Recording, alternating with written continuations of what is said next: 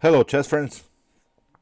Welcome to my stream and welcome to my first chess school on stream. So be free to join me.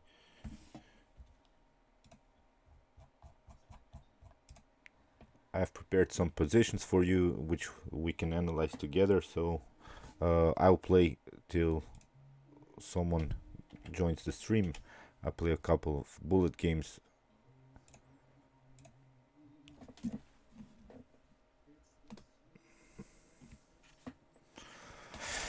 So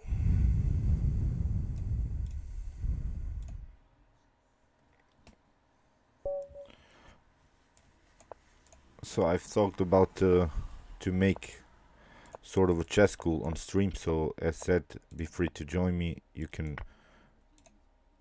study some nice positions with me if you like.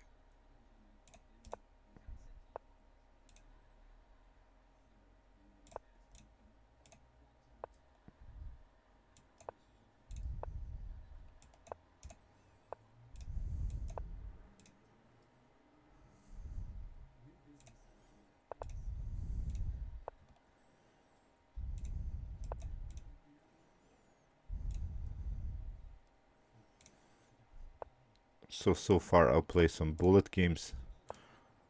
Okay, where can I make this happen?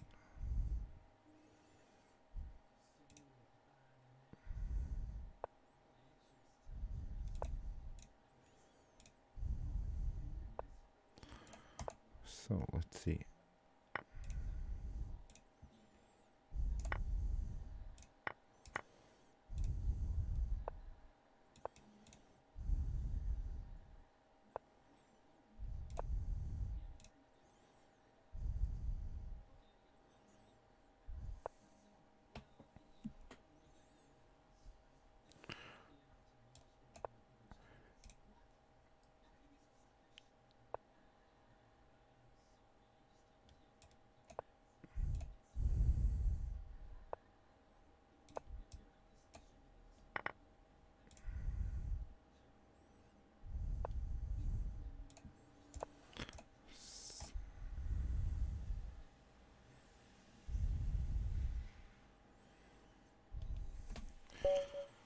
Okay. Hi, can we get 5,000 subs? So I've decided to make sort of a. Yeah, thank you, Jessica. So I've talked about some chess lessons on the stream. So if you're interested, I've prepared some instructive games which we can analyze on stream here. But meanwhile, you can challenge me. I wanted to wait at least that we have like 10, 10 viewers, so it will be my way to help you out with some strategies in chess. So if you, I've announced it in my on my YouTube chess channel on the community. So far I'm just continue to play, and if you want to analyze some games with me, I've prepared two nice games, I think, and they're really instructive.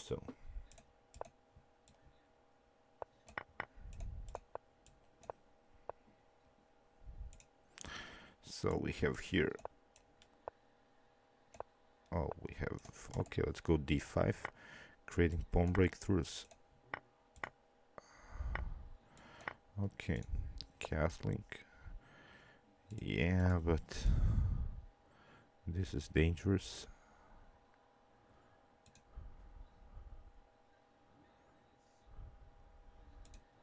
Now e5. Okay, I'm gonna simply take.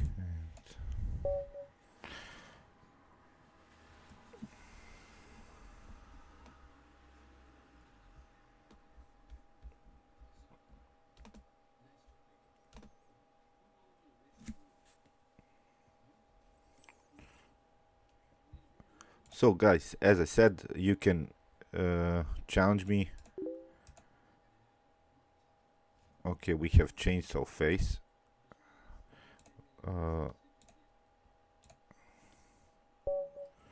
Hi, Luca.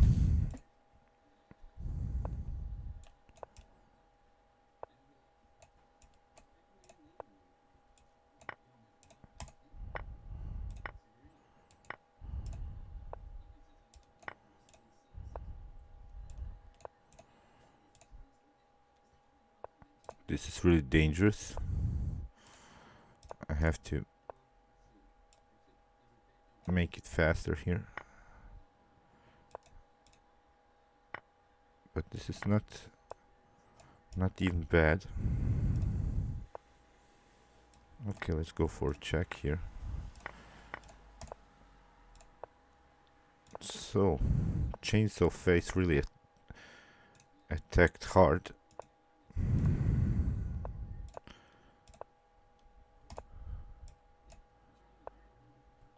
Okay, this is game over.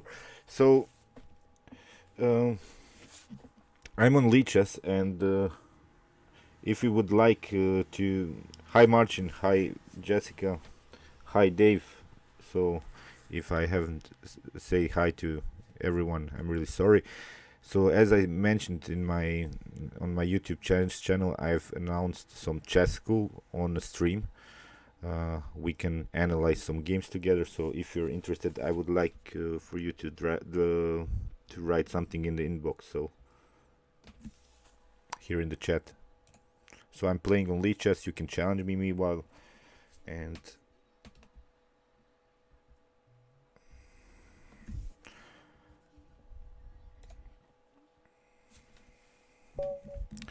so we have here little bench.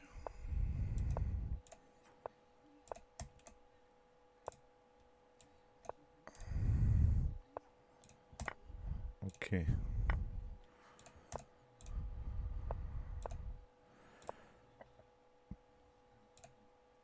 Okay, let's take with this.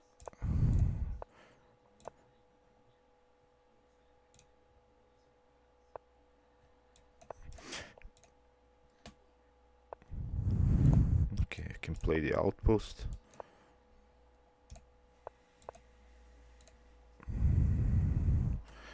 Targeting this d6 square, but it's not so easy to do that immediately. I have very nice.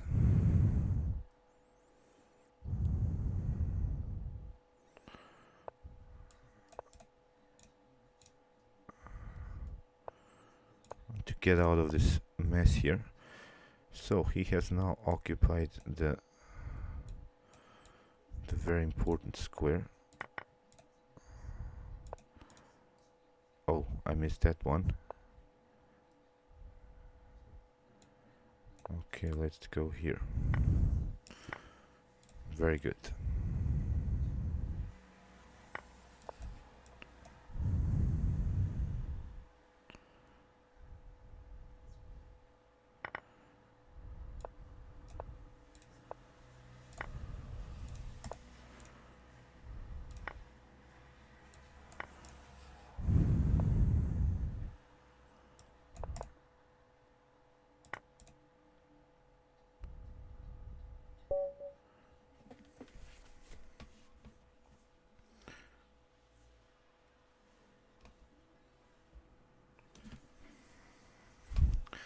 So I have no challengers. We have Seb challenging me 1+0. So as said, after we have enough viewers, I'll start to analyze some games with you. You can join and comment.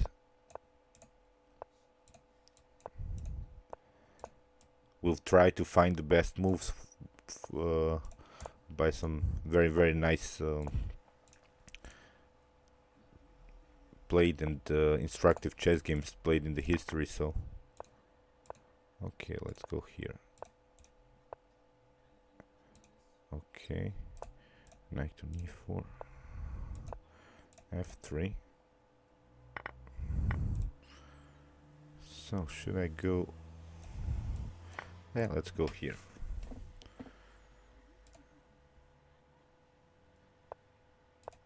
G3. Just staying on the dark squares, creating a blockade.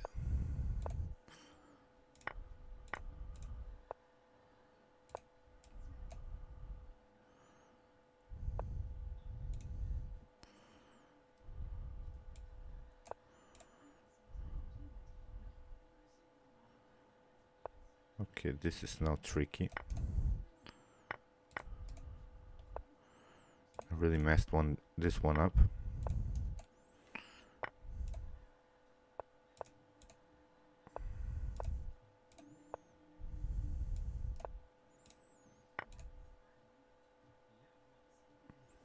So I'm gonna get checkmated here.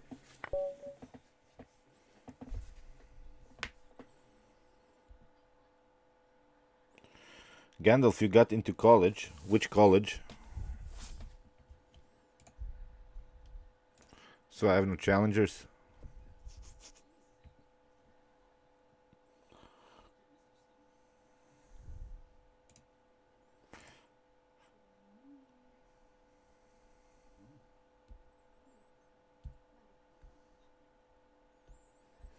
Yeah, Dave said he's gonna teach me. No problem. You were playing very good. Okay, we have here Daniel. So I'm just gonna make a warm up and then we can start with the analysis. No, I'm not into challenging now. This I wanted to start this chess course on the stream, so let's fix the knight here. At least provoke this c3 move, but it's still hard here to make some kind of progress. Yeah. Oh, that was not good. Knight on d6. But okay. He didn't see that. Again, the threat is knight on d6. So that's why queen on c7. No, it's okay. You weren't lucky.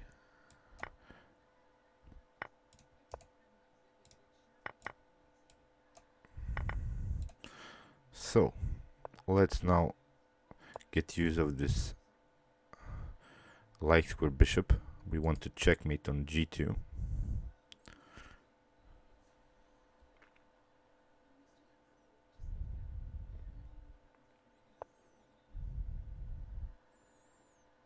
Let's sack the bishop.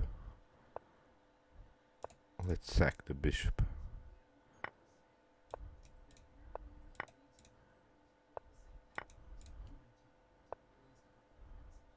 Okay.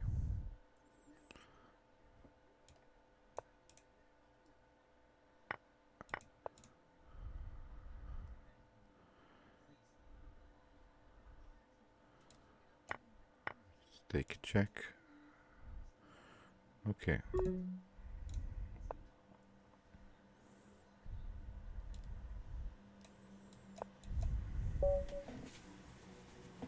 Hey David, how are you doing, David? So, are you into some analyzing games with me on stream here?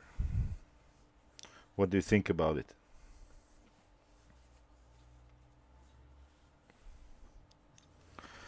So I know, David, that you have followed this interactive chess course, so I decided to make a stream about it because, well, it takes me too much time, I think, to make a video about it. I spend 3 hours, so. Keres Arlamovsky. Okay, we'll search for that game. Let's see.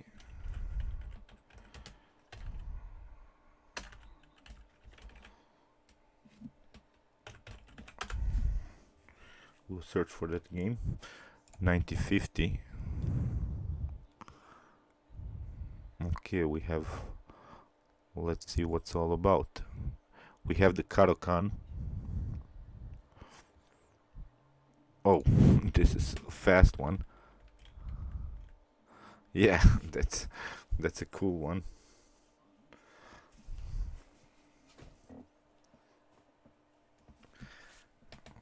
Edward Arlamovsky. Very, very, very nice opening line. So checkmate in 6. Very nice. Great game.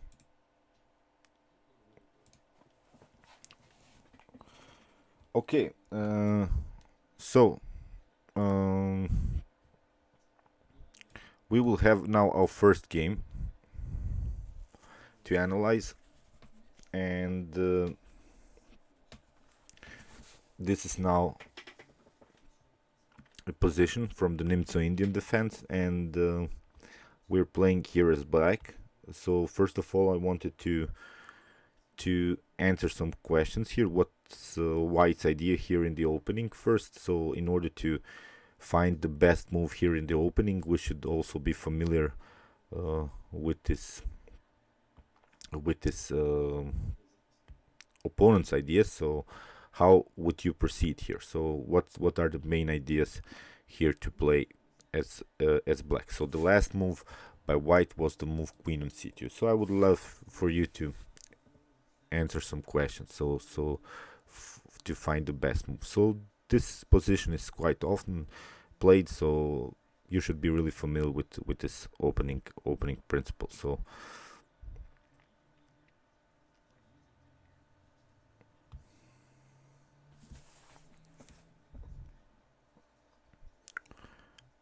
So we have the move queen on c2, and what are white's ideas here and how we should make progress here. I've written you this very important questions that you should always be familiar with. So this is what kind of a pawn structure do we have, what advantages or disadvantages do we have in the game, what pieces need improvement. So in an opening, when we're playing in an opening stage, we're really searching for improvements of all pieces because we need to develop them. Do we have a collision? Do we have some tactics? So far we don't have any tactics. And where can I crack the opponent's position? So far it's an opening stage, so we are analyzing from an early stage of the game till the end of the game. And what are the opponent's ideas here with the queen on c2? White has already a very, very powerful idea. So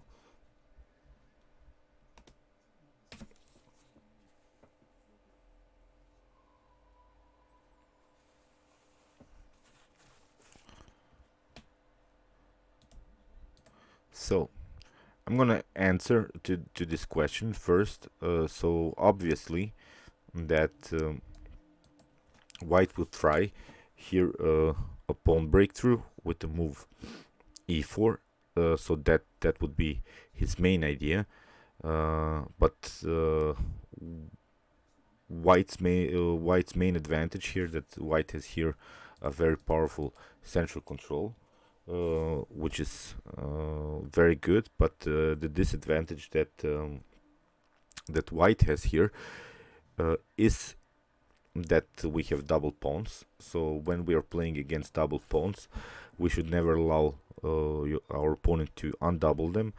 And we have the problems because white has, of course, the advantage of this dark square bishop.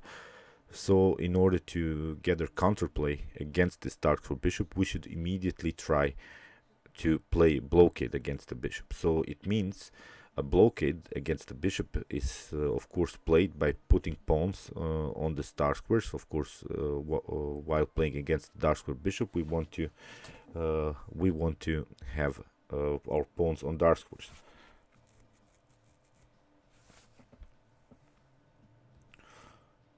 Yeah, we are playing with the black pieces. It's a very instructive game that I found. I'm not going to say which game it is, but because I don't want you to find it, and I just want you to try to find the best moves here. So we have really. So what would you do here as black? What would be the idea?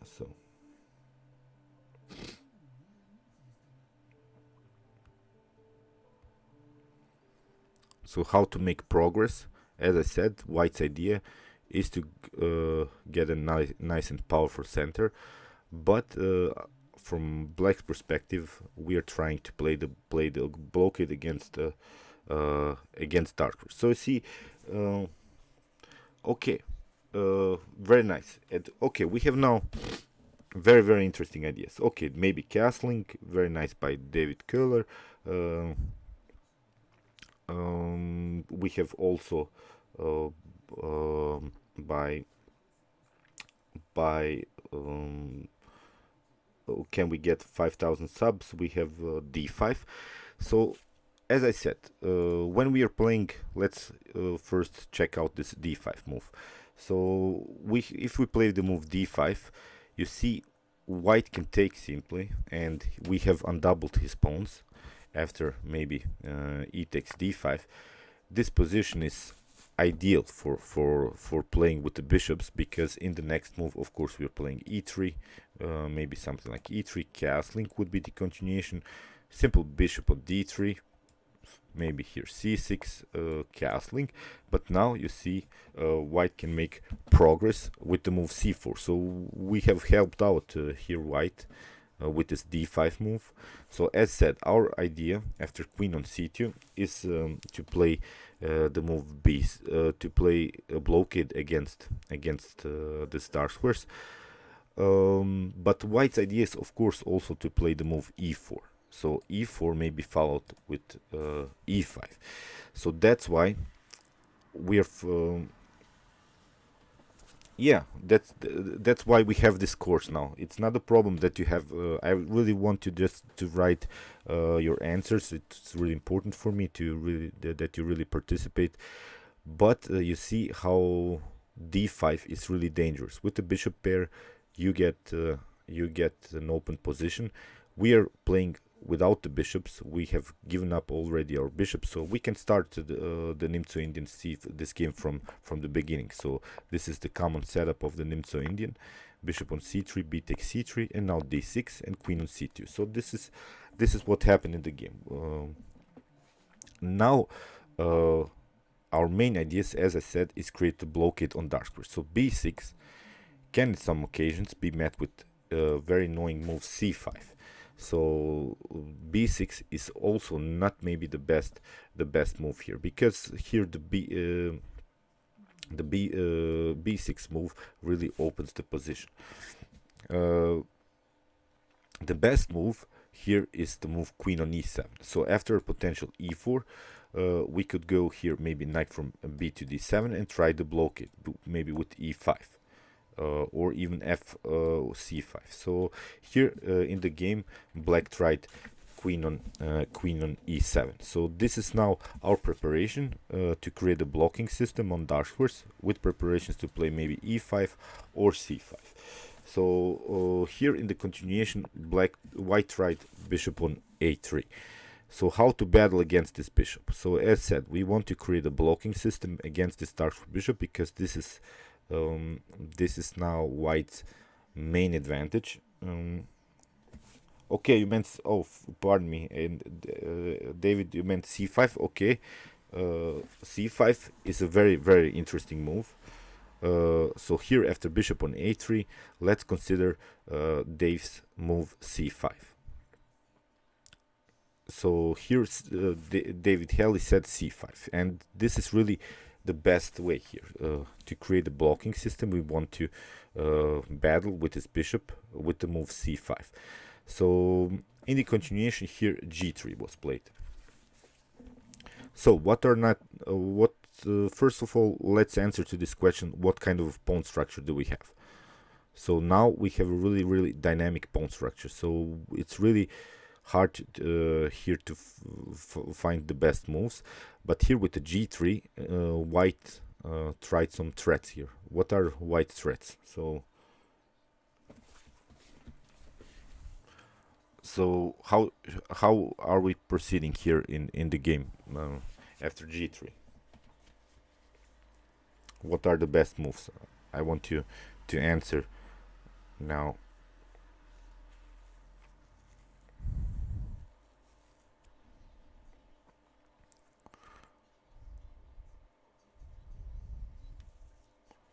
So what would you play here as black? So obviously white's idea is to play bishop on g2 and create a very, very powerful diagonal for the bishop here. So we're battling against the bishops, so we our main idea also can be sometimes, while playing against the bishop here, is to trade at least one of these bishops off the board, to trade off one bishop. So here we have can we get 5,000 subs? We have the move b6 suggested, which is, I think, the best move.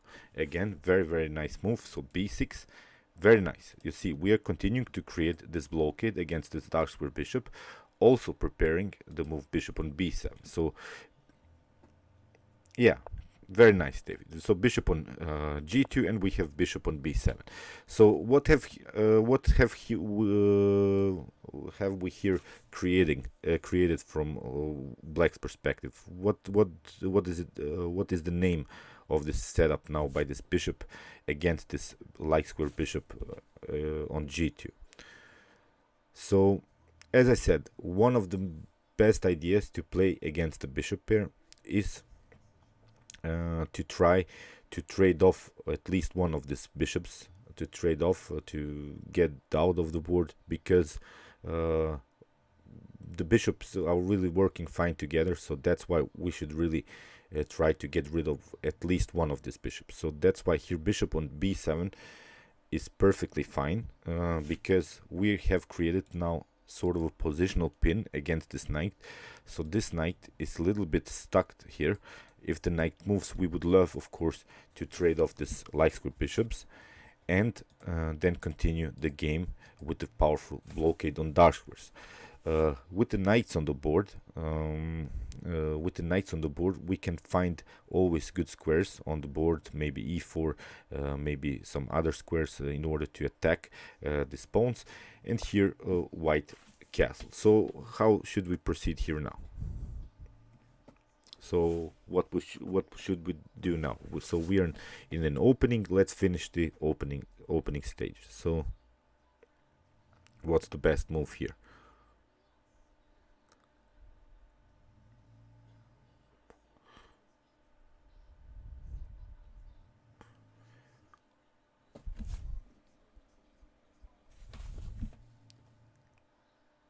So what would you do here from black's perspective? Okay, knight from b to d7, it's an option, but let's see a possible knight on c6 move. What can happen if we play knight on c6? So is this knight on c6 better, or this knight from b to d7? Is it better? Which move is better? So we have now three candidate moves. So we have castling, knight from b to d7 in order to finish our development, or knight on c6. So what's the best move? So Jozarov said here castling. So I would also castle, because we're staying on our positional pin here. Still, we have flexibility in the game because we haven't decided where to go with the knight. So still we can decide after we castled. The position is not changing dramatically, so that's why I think castling is a little bit better. You'll see why in the continuation, because you see the importance of this move here. Yeah, that's the goal. Yeah, maybe we should wait to see where the knight must go by castling. So very nice. So okay, Havu, thanks for joining, and to at least say hi. I hope you can join the stream next time. So here, black castled. So you see we're staying on this very nice positional pin.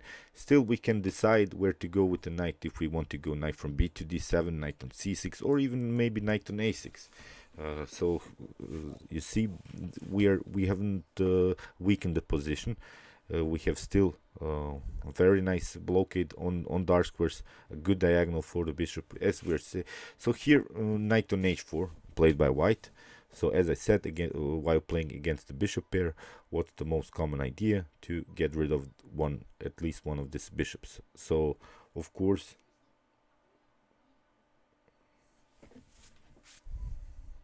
oh hey, hi Nathan. So Nathan, we will have maybe 2 or 3 games analyzed today, so it's not a problem. So what to do here? Should we take the bishop or should we wait? How you should make?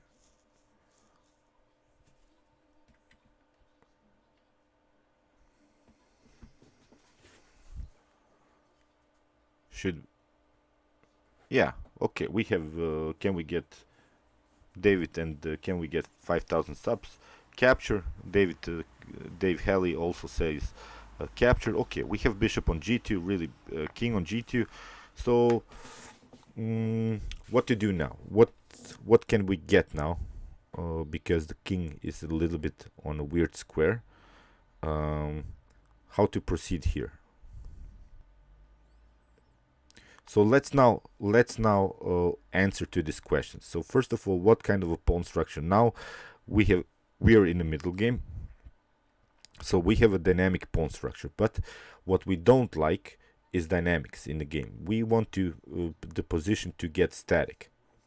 And first of all, I wanted to answer what advantages do I have in the game. So what are black's main advantages in the game?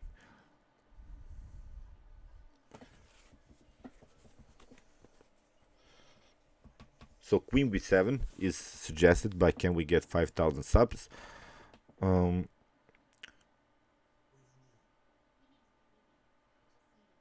So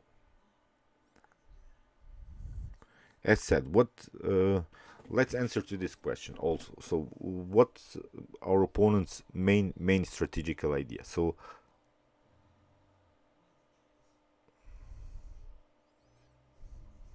bad white knight, okay, and bishop better placed pieces. Okay, so that's true. We have now these minor pieces, these knights always can get better squares against these bishops. So but what's our main idea for white to play here? So first of all, we want to understand our opponent's idea.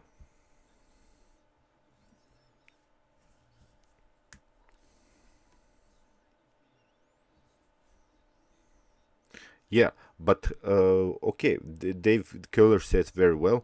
He wants to open the position for this bishop, but how can he make this position open? By simply, it's only possible if we move pawns. So, in order to prevent pawn moves, what can we do here?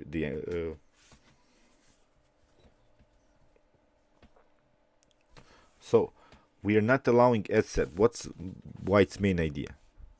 Let's, for instance, make this. Yeah, new haircut. Yeah. White wants to push kingside pawns. Okay, but let's play something like knight on c6. Okay, you see how dangerous this developing, although it's developing move, can be. So here, I think white could go something like rook on d1 and then prepare some e4 moves. So this would be dangerous. So rook on d1 with the preparation to play the move e4. So, and then after that rook on e1 and prepare this move e4, and e5 would be dangerous because let's see possible continuation after maybe something like rook on d8, maybe here e4, you see. And if we make such a mistake here, then maybe here you see white's main idea would be to crack the position on dark squares. If we take here, I think white can even take and now open really in the position for the bishop, which we didn't want to allow white to do in the game. So that's why you see this queen on b7 is much more powerful than this knight on c6, because we are controlling with this queen on b7 and with this knight on f6 we're controlling this e4 square. In order to push the pawn on e4, white will need many moves with f3, and then after that maybe with e4 to cement the center, but still, as I said, he'll lose many tempos. And now it's really too important to see what's this is the question what is the main weakness in white's position. So his main weakness of here, king on g1 was played. So what can be a weakness? This is the question you have to answer. What can be the main weakness in an opponent's position? So what's the most often weakness in the continuation of the game? So what are these weaknesses?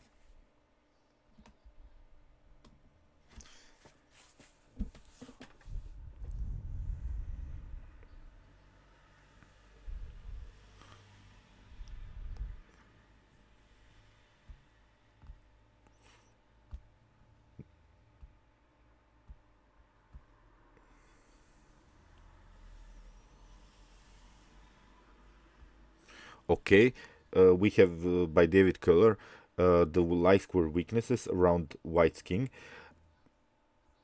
Hanging bishop and double pawns. Okay, light square weakened. Okay, but the main weaknesses, I'm gonna write you down this. This is very important. The main weaknesses in a chess game is I'm gonna write you down that.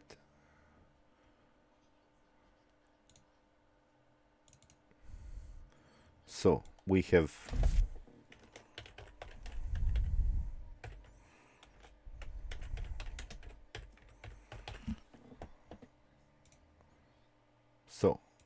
the main weaknesses in chess are weak pawns and weak squares. So yeah, very nice. Mustafa Zuari said here we have the pawn on c4. This is the worst pawn on so okay, of course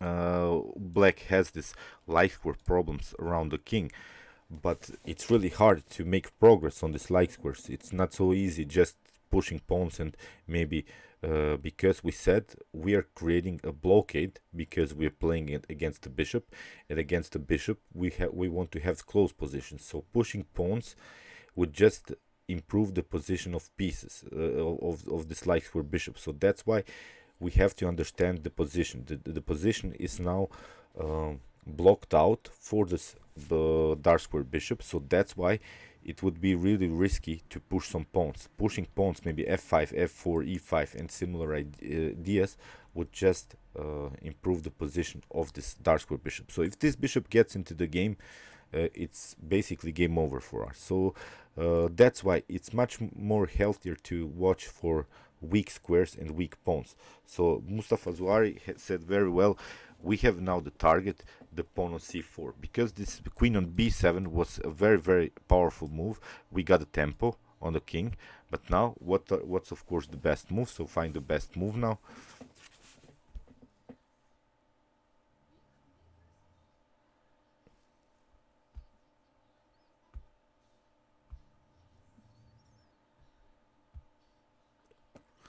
Let's go for simple threats. It's nothing special, nothing fancy, as I always love to say. So queen a6, very nice. Both Jozarov said, I'm hoping that I'm pronouncing his name very well, but here queen on a6. You see, nothing special, nothing fancy. Here it's a game by grandmasters. It's unbelievable. So see, we have queen on a6, and it's a simple threat. So nothing special. So we have an immediate attack So again, we are forcing white to do something. So here in the game, a queen on b3 was played. Okay, what's the best? Now we have to make progress. We have to finish our development, and what's the best move now?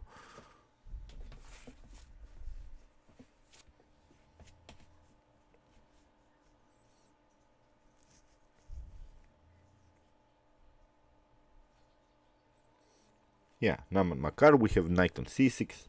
So knight on c6, very well. So of course, but here, yeah, can we get 5,000 subs?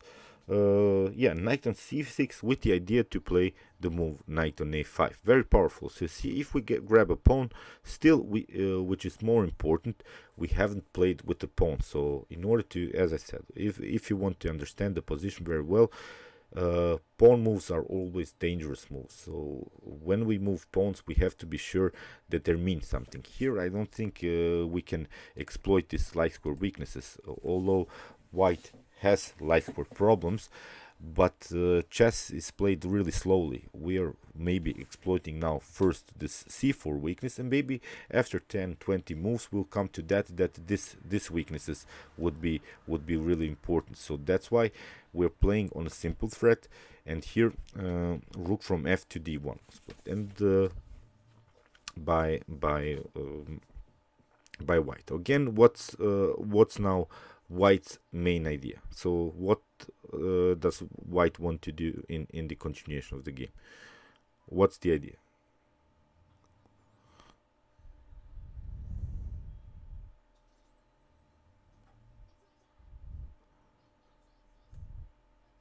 So we have said d5 is probably white's idea. Of course, we have to counterplay this idea again with a simple threat. So again, you have answered already this question. So it's the move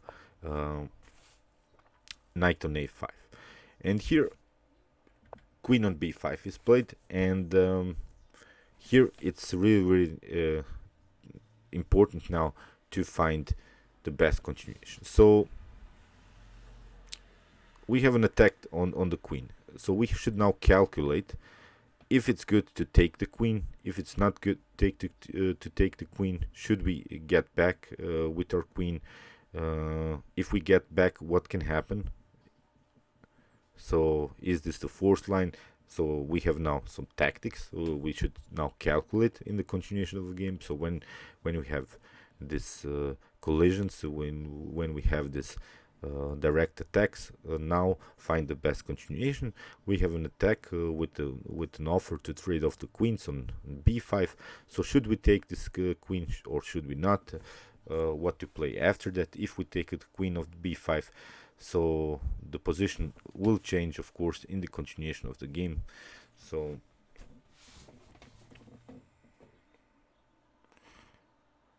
Ashes does suggests queen on b5 to take. Let's see some possible outcomes if we don't take. Maybe if we play rook queen on b7, what will happen if queen on b7 is played? What is white's continuation if we play queen on b7?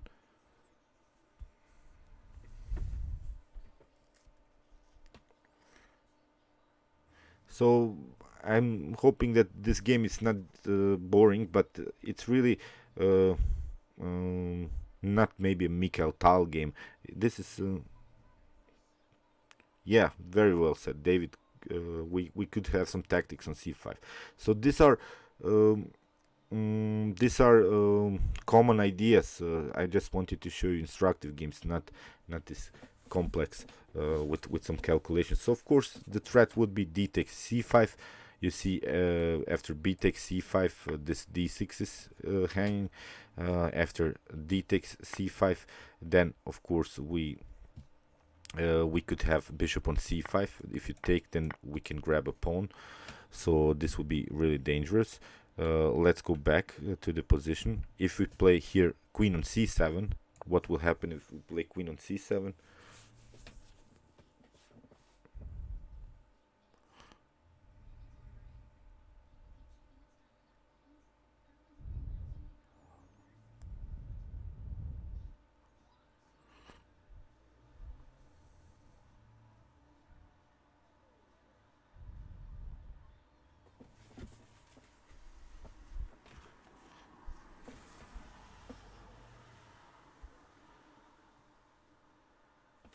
Thank you, Nathan. I hope you realize what I'm trying to say. Yeah, these are common positions. These are really common chess games.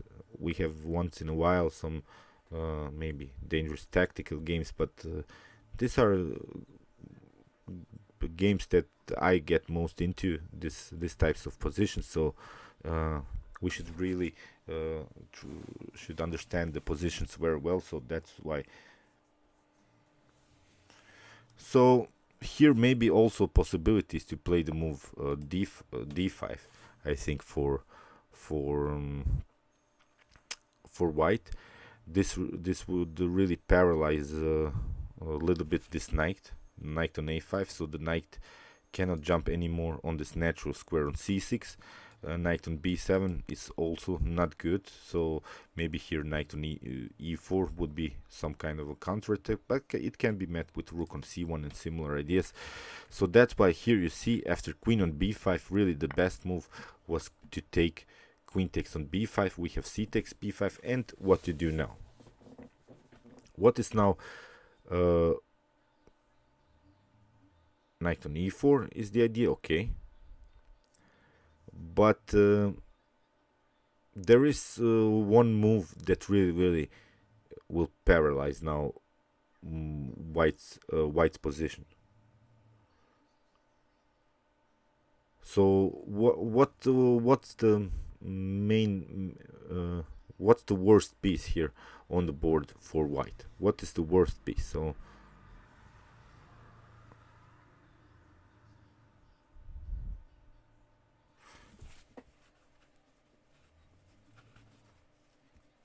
yeah, you have it right. So knight on c4.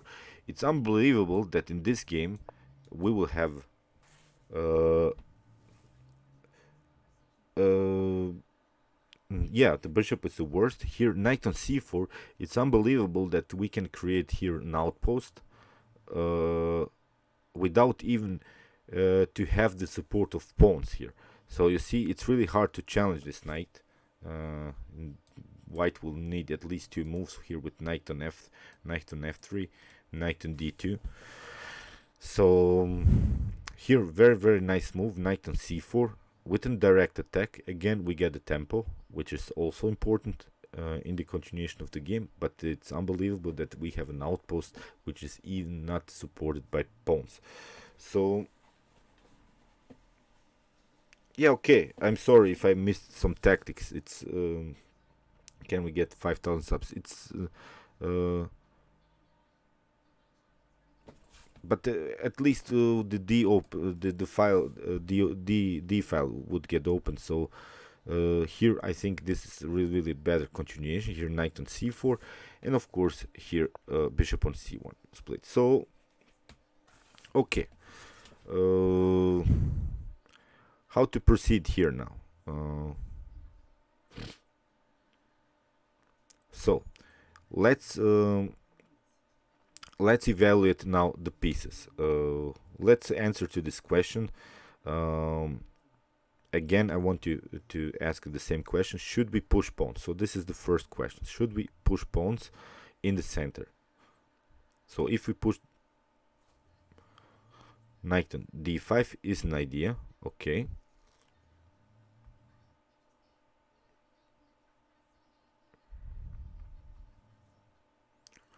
Let's see what happens if we play knight on d5.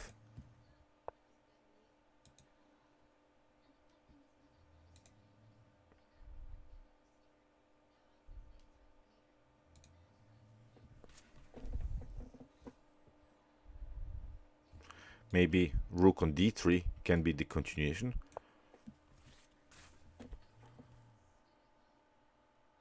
Just to defend here a little bit. So after knight on d5.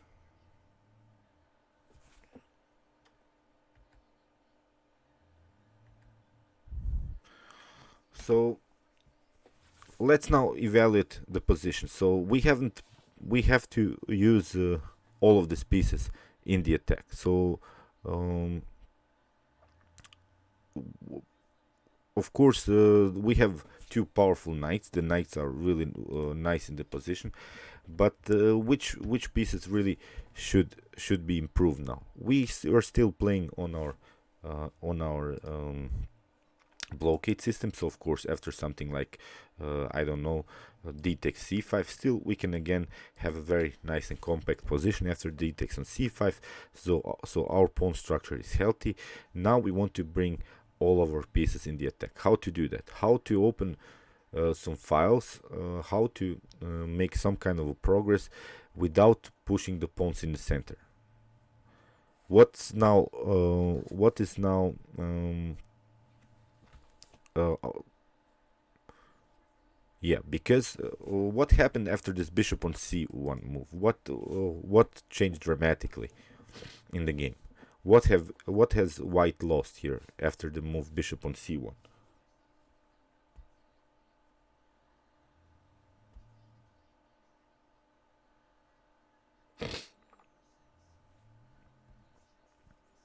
What has white lost after this bishop on c1? It's very nice boss giraffe. It's the rook connection, and we have to get use of this lost connection of the rook. So our rooks are connected.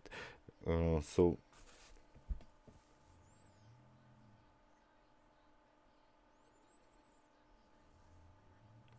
so what's the best move now?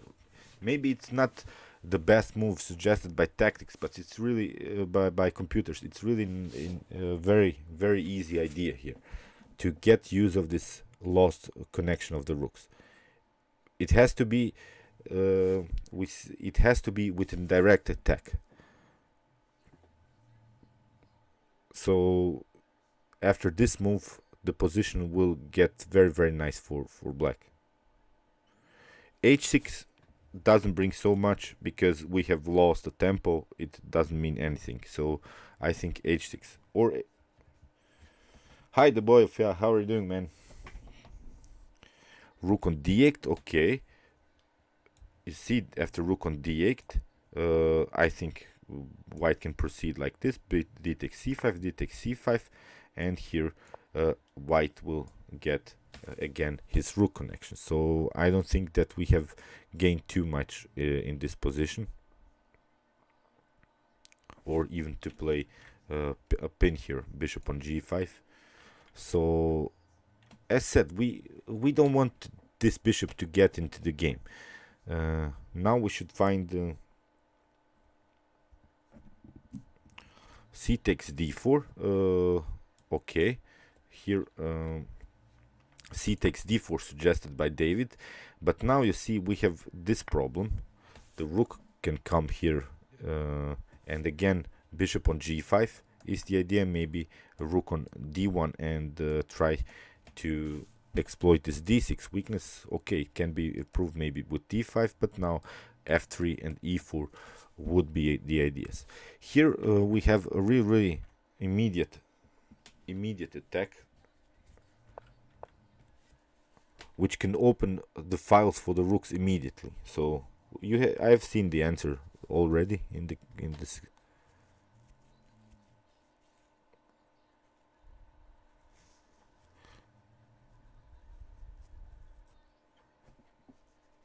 Knight on e4. We said maybe after knight on e4, rook on d3 is an idea. Rook on d3 would be an idea. I don't know. We should also consider that white will try probably rook on b1 in order to support this b5 advantage. So okay, knight on e4 is very powerful move. But here I like this idea here, this move a6, which was already suggested. We are getting use of this lost rook connection by white. You see the c4 is already controlling this d6 square. This knight on f6 is controlling the d7. So there's no way that white is gonna go onto the 6th rank or maybe onto the 7th rank. So a6, what to do here now for white? If it does a4, you see, in order to try to have the space control, then you get a takes b5, and you cannot take bit because of this attack of this rook on a8 on this rook on a1. So that's why what white has to do here. What's white main move now? If it takes b takes a6, of course rook takes on a6. So maybe rook on b1, but again it's not good. A takes b5, rook takes b5, then we can rook takes on a2. So here white has only the move b takes a6, and now we have b takes a6. And I hope you realize what is our main target now. What is now our main target? What should we do in the continuation of the game? What's the main weakness in white's position? So we said the main weakness can be a weak square or a weak pawn. So what's the main?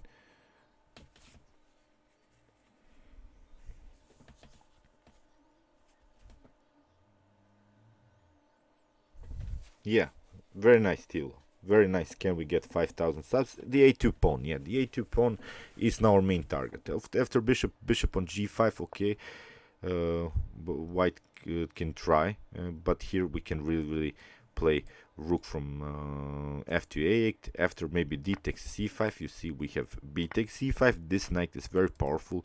It's not allowing white to go into the game through the d file. So see, here rook on a6 was played, d takes c5 was played by white. So with which pawn should we take now? With the b pawn or with the d pawn?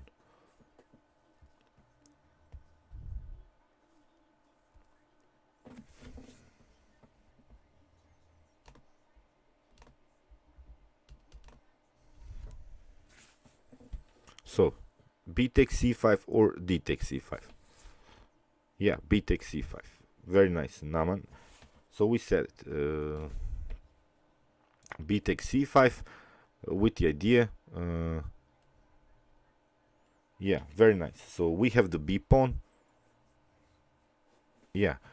So you see, now we have ideas to make progress on the with d5. Again, fixing even more the c pawn. But what are now also weaknesses? So we have now two weak pawns, and you see how dangerous it is when you don't have connected pawns like black does here. So here knight on g2 was played, and okay, you have now many possibilities. Basically, it's a winning game for black. But okay, here we can play maybe something like rook from f to a8. But what is now white's idea, and how should we counterplay now his idea? What's the idea about knight on g2? So we should always also be familiar with our opponent's ideas.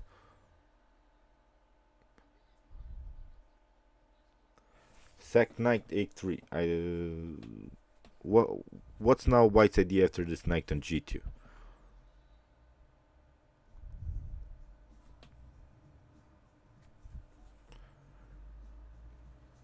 Yeah, it's the move knight on e3. Yeah, the knight on e3 is the main idea. So how to counterplay this idea? He has an idea. We should counterplay it with some direct attack. So yeah, to exchange our strong knight. Yeah, e5 prevents knight on f4. Yeah, but knight on e3 is the idea. Yeah, Haman, this is very good. Knight on d5 is the best move here. Knight on d5, preventing this knight on e3 or knight on f4 ideas, because this knight on c4 is our best piece on the board. So we are not losing our best piece of the board. The position hasn't changed with the knight on d5. We can always play rook on a8, because as I said, we have we have still the possibility. It's really hard for white to defend this pawn. You cannot play rook on d2 because the knight is very powerful. So as I said, this knight on d5 closes the d file, which was white's main idea to make progress in the continuation of the game, and also prevents this knight on e3, knight on f4 ideas, and also creates a counterattack with on the pawn on c3. So see, sometimes this rook from f to a8 seems that it's the best move, but here knight on d5, very very powerful. So here rook on d3 was played, and now we have rook from f to a8. So this is now our main idea. Here e4 was played, and try now to find the best move. In the game after this move, white immediately resigned that black played here. So what's the best move here now? So when you get attacked, so I want you also to be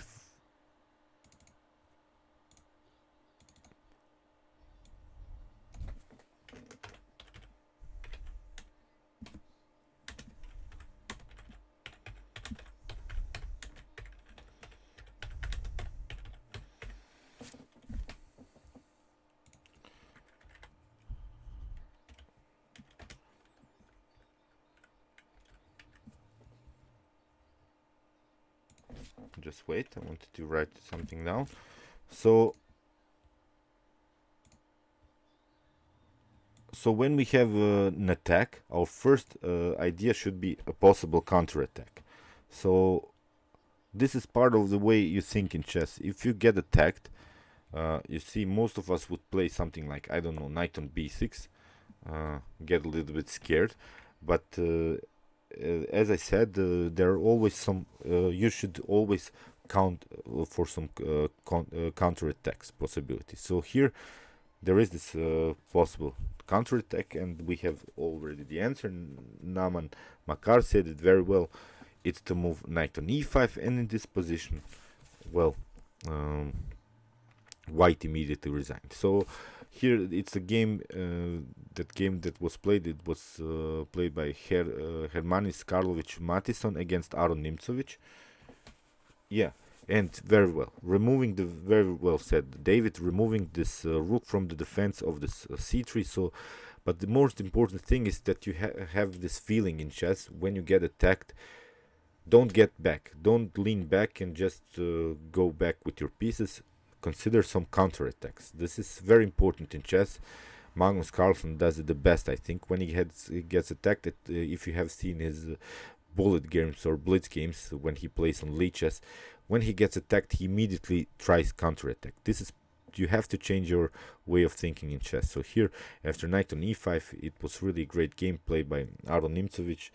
Yeah, knight from hell, Thilo. Yeah, very very well said. So. So here we have knight on e5, and in this position, white resigned. So, how did you like this little lesson? We're gonna make another game. It's my first time this interactive live and stuff like that. I hope I'm not going too fast. You have always on the right side here these questions. You can always ask you these questions when you play some games, when you play some complex middle games, in order to find the best move. So as I said, yeah. Okay, I'm gonna make now a 5-minute break. Dave Helly will write down why I'm going for a 5-minute break. Hi, Santieri.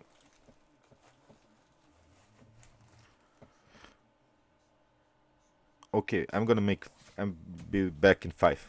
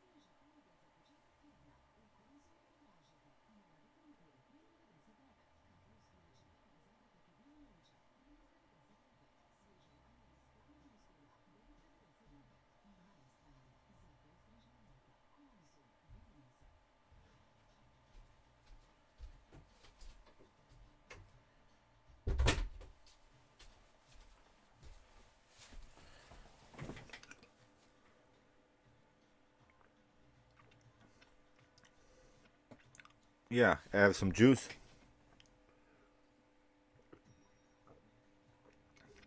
Okay, so what do you think about another game?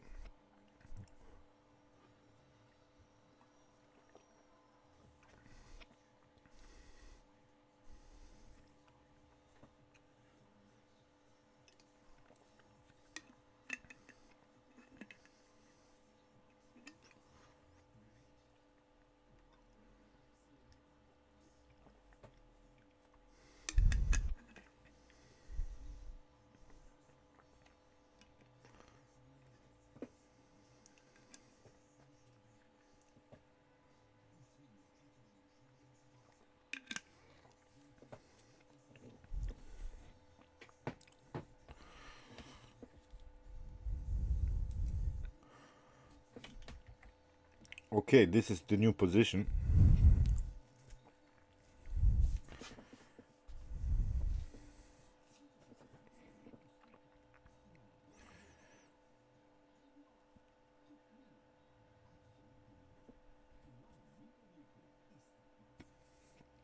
Already.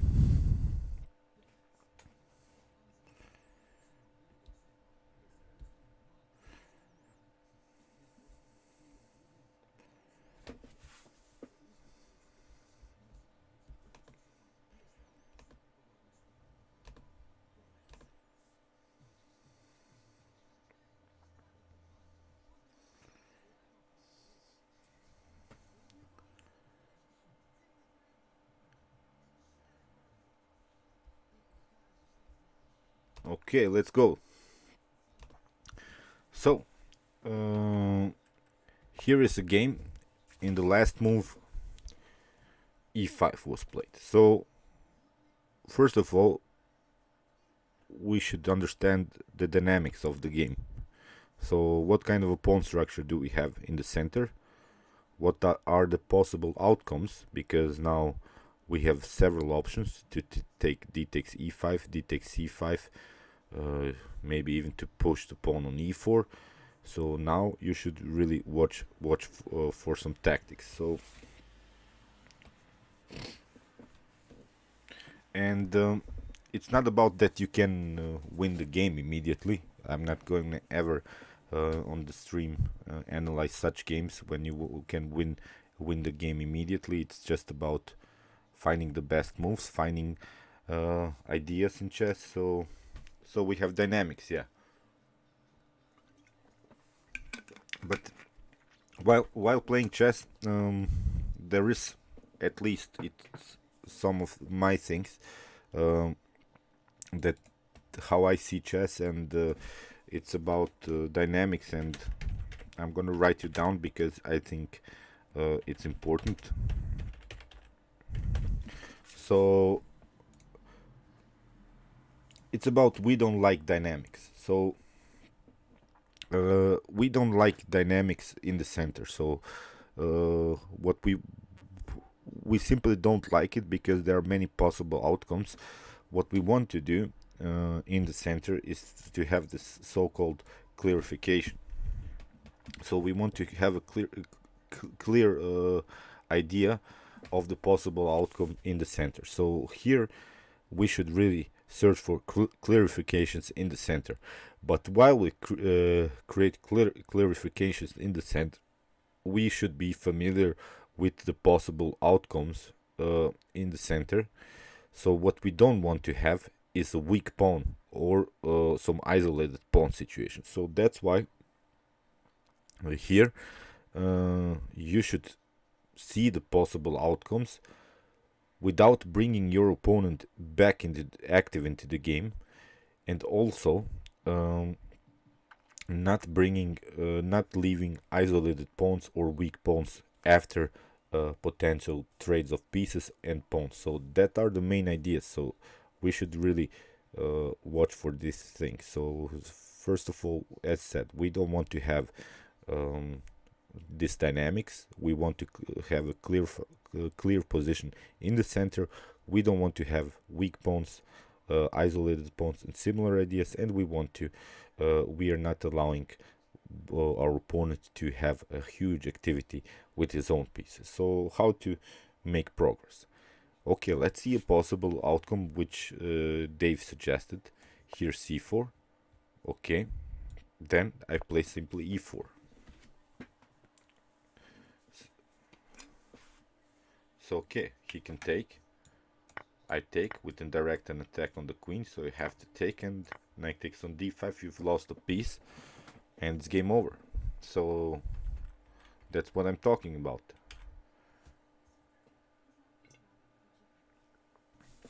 c4 is really bad. e4 the same thing.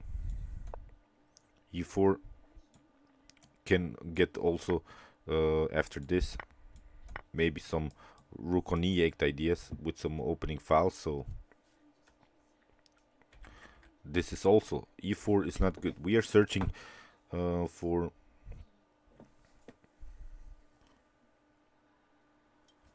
and also after e4 we are leaving a little bit this pawn is hanging here.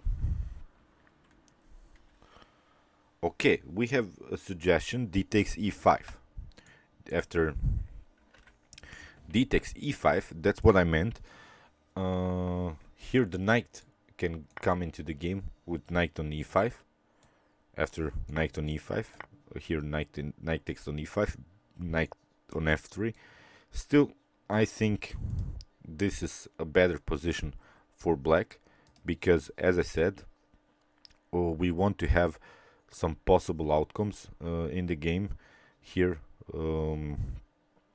black has a really powerful mobile center, which could really threaten our position. Here after e4 it's not so good, because again rook on e8 is one idea to create really nasty attacks against the queen. So the e file probably shouldn't get opened here in these types of positions. Here you see bishop on g5, also very powerful idea. So d takes e5 is not maybe the best move.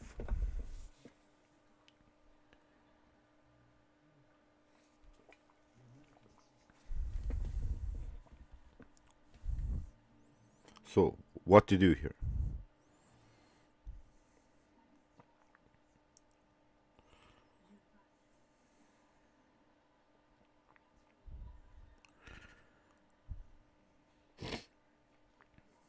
What to do here?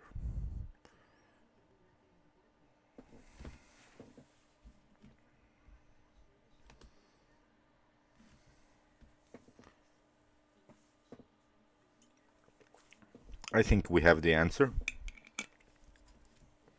to the question. Very nice, Naman Makar. So yeah, it's something like the call system. Yeah. So here it was suggested d takes c5, which comes with a direct attack, bishop on c5, and very well said here, e4. So let's see the possible outcomes of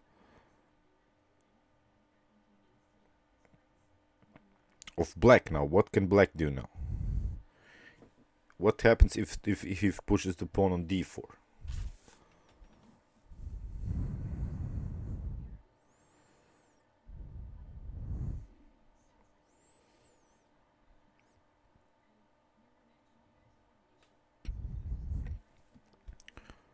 As said, we are not allowing some weaknesses in the position. We are not allowing some weak squares, weak pawns. Knight on b3 could be a very nice idea. Very well. Knight on b3 forces now really black to go bishop on b6, because then I think we can take. After knight takes, bishop takes.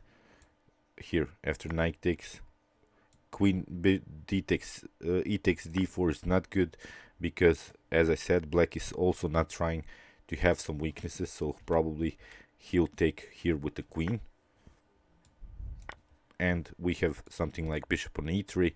We're continuing the game with the bishop pair, and we have solved our problems in the middle game. So that's why here As said, probably black is not going to play the move d4, so he takes here, d takes e4. So with which piece are we taking? With the knight or with the bishop? Should we take with the knight or with the bishop here?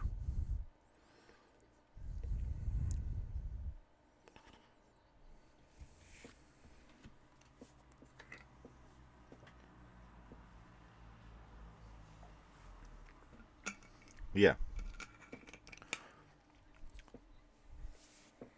the knight on e4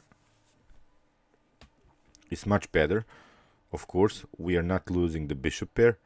In this early stage of the game, the position is still open, so we should favor our bishops. And with knight on e4, um,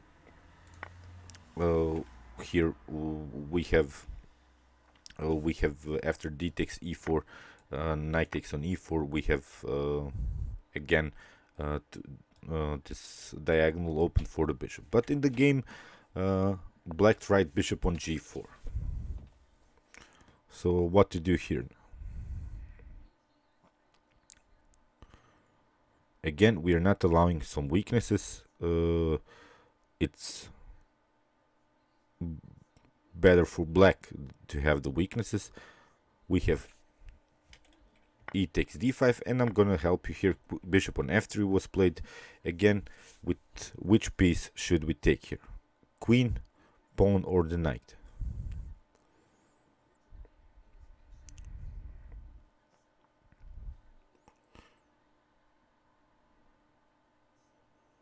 So, are we taking with the knight, with the queen, or with the pawn?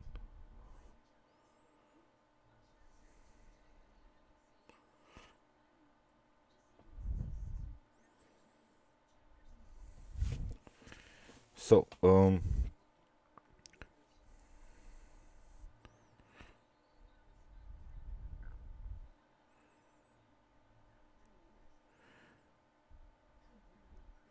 okay, if we take with the knight,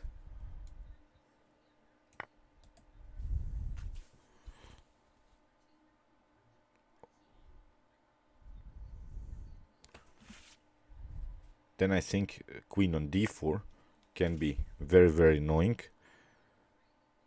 because of course the threat is to play the move e4. So you see, this potential e4 is black's main idea, to create some kind of a space advantage. So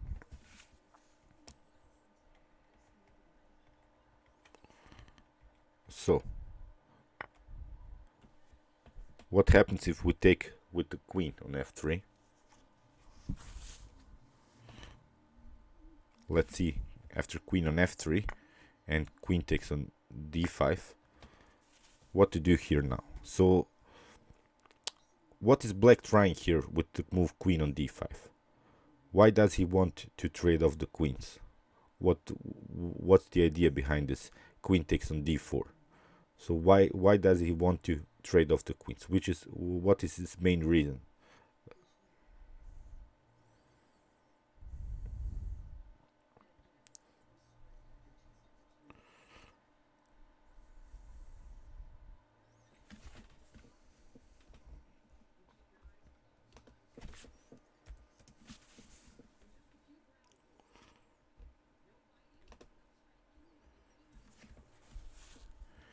To play the move e4. Yeah, but why does he want to trade off the queens? Because he's searching. Yeah, he's searching for simplifications in the position, because when the queens are on the board and with the bishop pair, it could get really, really dangerous to have the bishop pair. How to avoid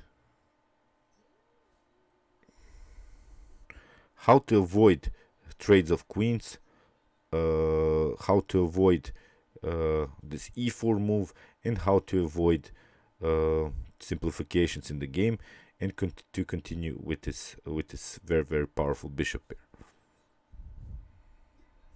So what's the best move here? which really liberates all all files, all diagonals for white. Queen on e2 is suggested, but we want to bring our last piece that hasn't played so far also in the game. So we want to queen f5. We have okay. Queen f5 is okay, but there is a better move. It was written already here. Yeah, Terak said it. Very nice.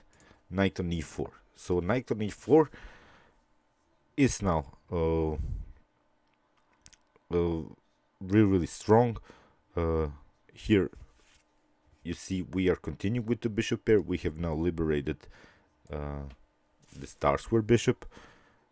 Still we can play rook on d1. We have a powerful connection. Then after that with the rook and the queen and the knight and the bishop. But here really the most important thing is that we have liberated finally our dark square bishop. This c3, you see how important it was to not get a weak pawn structure, because the c3 is restricting this bishop's activity and this knight's activity of some potential knight on d4 or knight on b4. So very interesting move, this knight on e4, and now it's perfectly fine. So knight takes on e4, bishop takes on e4, and here queen on d7 was played. How to make progress now? We are now what kind of a game is it? Isn't it a closed game, open game, semi-open game?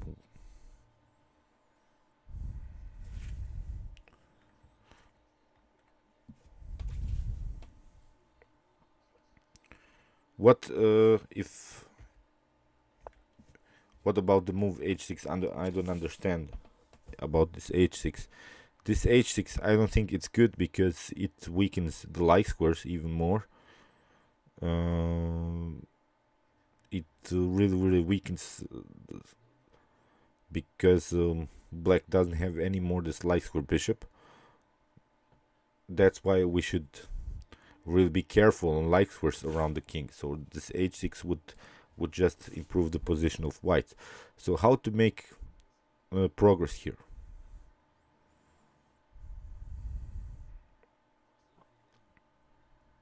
Before the trade, okay. In this position, you meant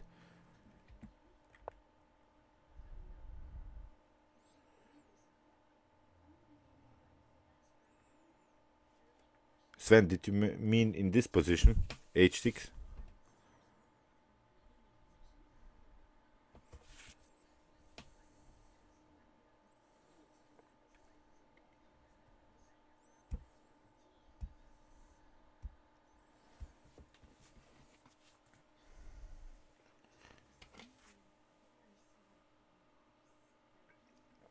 Yeah, but after h6, it's game over. We have a fork with the discovered attack check, and it's game over. But okay, it was an idea to. Okay, but we have this continuation here, and you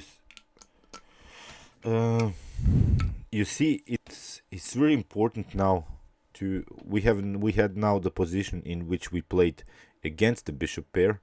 Now we have the position in which we're playing with the bishop pair, and when that happens we have to be aggressive. When we have the bishops, we want to play aggressive. We are not allowing some closed some fixed lines. We want to really be aggressive. So that's why this.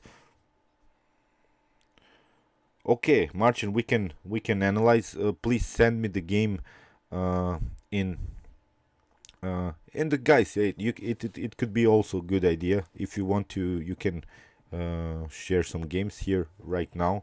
We can analyze them. I still have time. It's not so late here in Croatia. So rook on d1, very well. So very good here. Rook on d1. We are staying on the attack. Queen on c7 was played, and what to do now? As I said, should we develop the bishop? Should we make further counter attacks? How to proceed here? As said, we are playing with the bishops.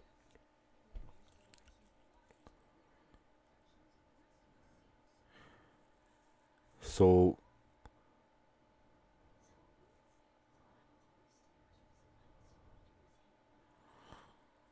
what to do here?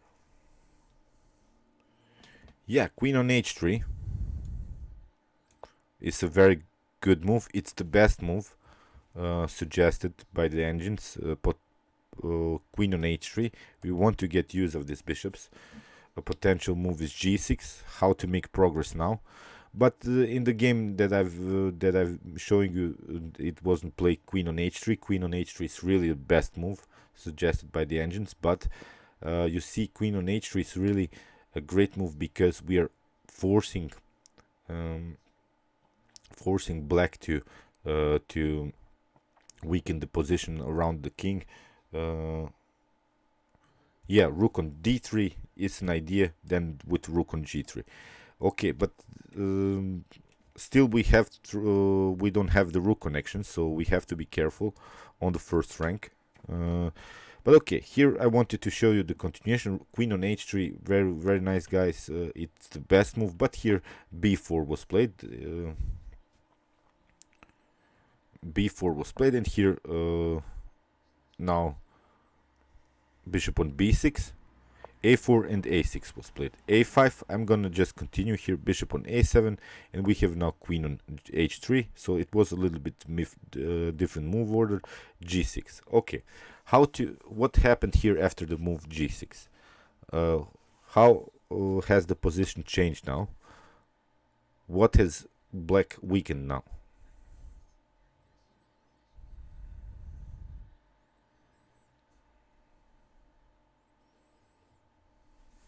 Okay, we have bishop on g6 and bishop on bishop on g5 and bishop on h6 are the ideas. Okay, what's the idea about bishop on g5? Then what black needs to do here?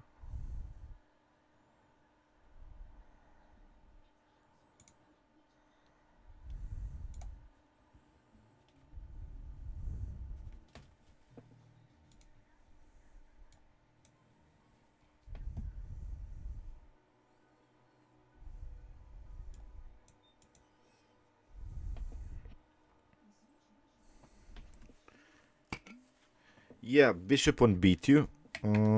Well, bishop on b2 is of course an idea, but then we have to open the position with c4, and then I think black can. Okay, the b4 pawn is weak, but then he can create this outpost on d4 and simplify the position. So here in the continuation, of course, bishop on h6 and bishop on g5 are really good moves. Here some f6 is really dangerous also because of bishop on d5. Here in the game, bishop on h6 was played, and here rook on d8 was played. And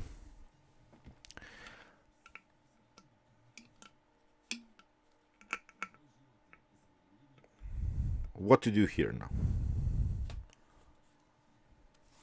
Okay, we didn't have. Let's always evaluate the position of our pieces. So which piece needs improvement? So this is the question on the number 3. So which piece needs improvement in the continuation of the game? So which piece should be really improved? So we have the powerful bishops. Yeah, Naman, very well. So queen on f3. Yeah, queen on f3 is now a really great move, because if you watch the position and you have a certain dynamics in the game, you feel that you're playing very well, you have a very powerful position like here with the bishops, then we evaluate the pieces on the board. So yeah, the rook on a1 needs to get improved, but it's hard to if we trade off these rooks, you see, then the rook cannot go into the game because we have lost the battle on the d file, and it's the only open file on the board. So that's why we shouldn't open the d file, allow black to occupy the d file. So here really queen on f3 is great move, suggested also by Naman. Queen on f3 really improves, with the idea to play which move. Which move is now white's main idea? What are we trying? What's our main goal here now?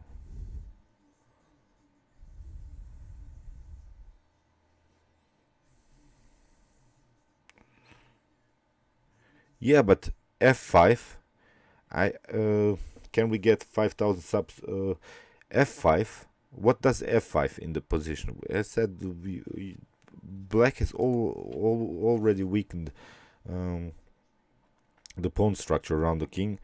So yeah, the main idea is to play the move queen on f6 with the direct checkmate threat. So see, let's go back. It's really important.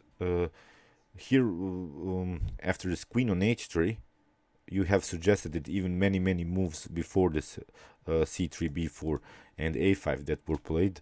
You see this queen on h3. That's how you should really play with the bishop pair. Queen on h3, creating a little bit weaknesses. Now bishop on h6, getting this rook out of the game. Rook on d8, and now queen on f3. So you see, we are weakening more and more black's position around the king with the bishop pair and black pieces. The black pieces are really out of game. They are a little bit all on this queen side, so they're a little bit out of defensive style here. They're not participating in defense, and now with the queen, with these bishops, it's really dangerous. So rook on d1 was played. Of course, rook on d1. Now rook on d8 was played. How to make progress now? What's the best move?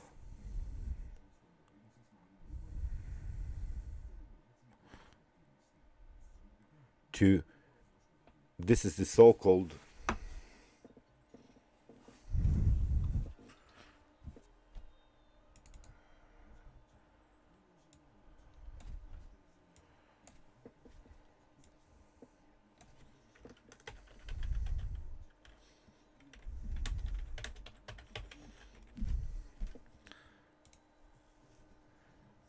so we want to keep the tension in the game. So we are not allowing our, yeah, if queen on f6, then we get checkmated on the first rank. I said that okay, rook on d5. We have suggestion rook on d5, but the rook on d5, rook on d5, after rook takes on d5, we have bishop takes on d5. It simplifies a little bit more the position, so we want to keep the tension. So bishop on d5, yeah, very nice. Can we get 5,000? It creates also some discovered attack possibilities, because although the rook has created a pin here, but there are always some yeah, David, make breathing room first. It's okay, but we have to consider always the best attacking moves. We are not playing defensively with our pieces. If you want to play attacking chess, you have to play attacking moves. Now you see knight on d7. Knight on e7, pardon me, is not possible because queen on f7 leads to checkmate. So that's why we're keeping the tension. We have a perfect attack now. We don't want to trade off these rooks. If the knight gets out from this c6 square, then we have also discovered attack possibilities, and you see the queen gets deflected from the defense on d8. So now our pieces are really in attacking formation. Queen on e7 was played. So yeah, bishop on d5 is best. Okay, But when we have the pieces now on the best squares, what's the next move? It's obvious. So when we have the pieces really on the best potential squares, what's the next move? It has to be what kind of a move?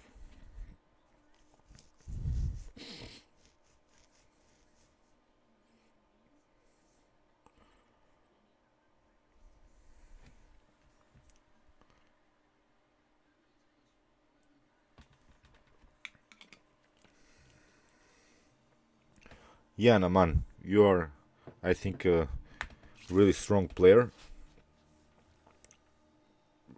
You find always the best move. So, uh, as I said, when we have, yeah, very nice tactical move.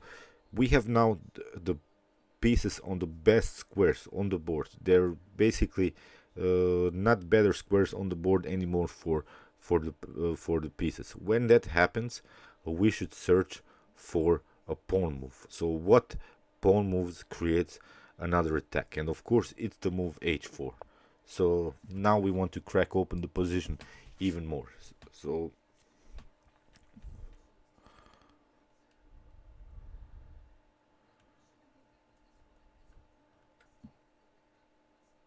yeah, g3 is okay, but it's a little bit too slow. As said, after h4, the queen is a little bit stuck to the defense of this f7 pawn. So that's why here h4, really nice with preparations to play h5, and this could really open the position really nice for this bishop. So that's why h4 very nice.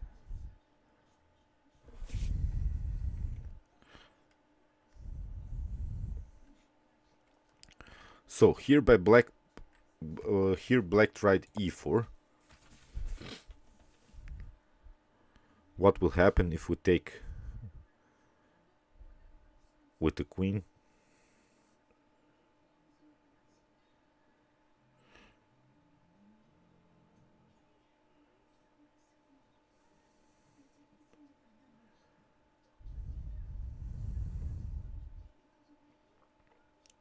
Can we take the pawn?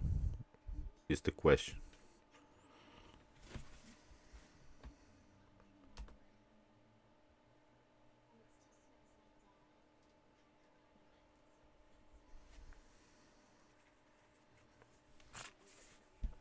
Yeah, we want to stay active with the pieces.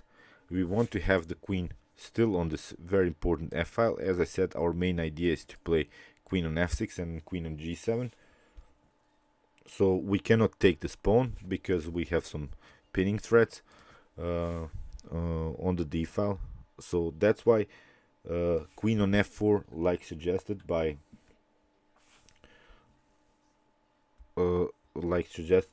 Naman, queen on f4, very nice. So we have now bishop on b8.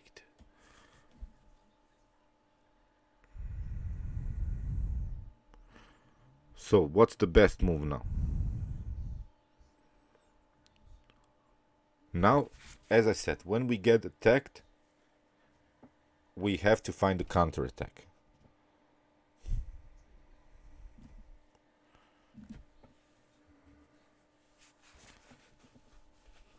So what's the best move? Now we have some tactics. So bishop on b8. But you see how we'll get back to this position, to this critical elements of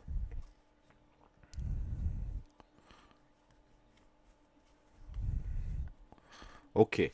First, when we have now tactics. Hide the boneless.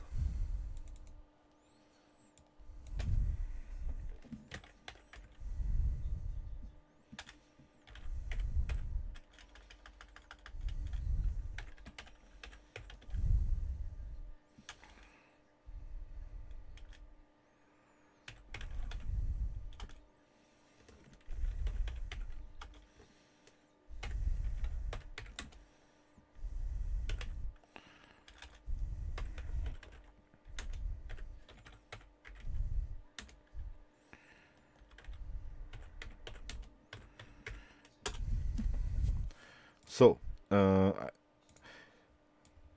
so when we calculate tactics, when we have the so-called collision in chess, uh, then of course when we calculate the tactical possibilities, we should always first consider the possible checks. Then we should consider the possible attacks on the queen. Then we should consider the possible attacks on some pieces, on some pawn breakthroughs, and on similar ideas. So there is this tactical hierarchy because, of course, the king is the most evaluated piece. So that's why an attack on the king is always much more evaluated. So let's see what are the possible outcomes of some attacks. So we have queen on f7 and bishop on f7. So these are now some tactics. That's how I should evaluate the tactics. We have queen on f7 and bishop on f7. Which one is better?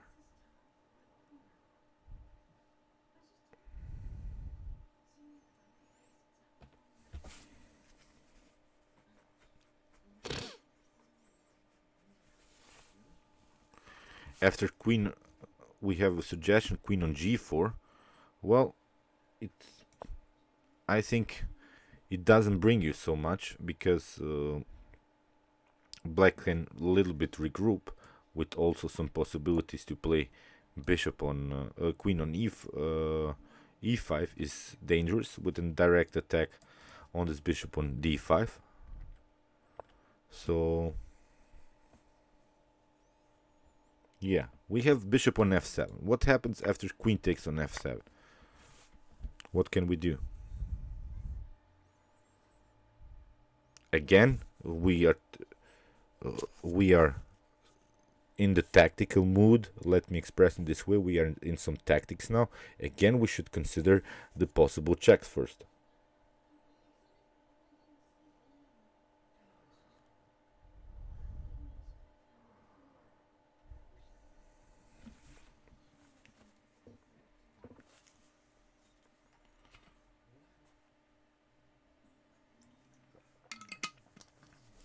Yeah, the knight is overloaded. Very, very well said, Terak. We have rook takes on d8. We have knight takes on d8 is a forced, and you see we can take now this. We can take now this bishop on b8, and now black has to defend. Maybe something like, I don't know, queen on e8. What can happen now?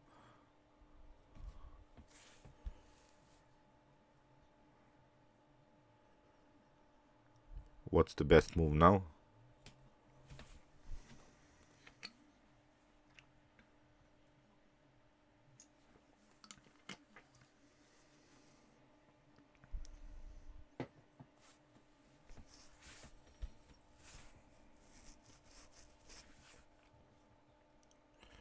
Yeah, bishop on g5. Okay, and this is now game over, of course. So black will lose material, but let's go back now from this game I'm showing you because it has really nice elements of. Okay, here we have this critical position. So when we are playing chess, we want to have always this move forward. So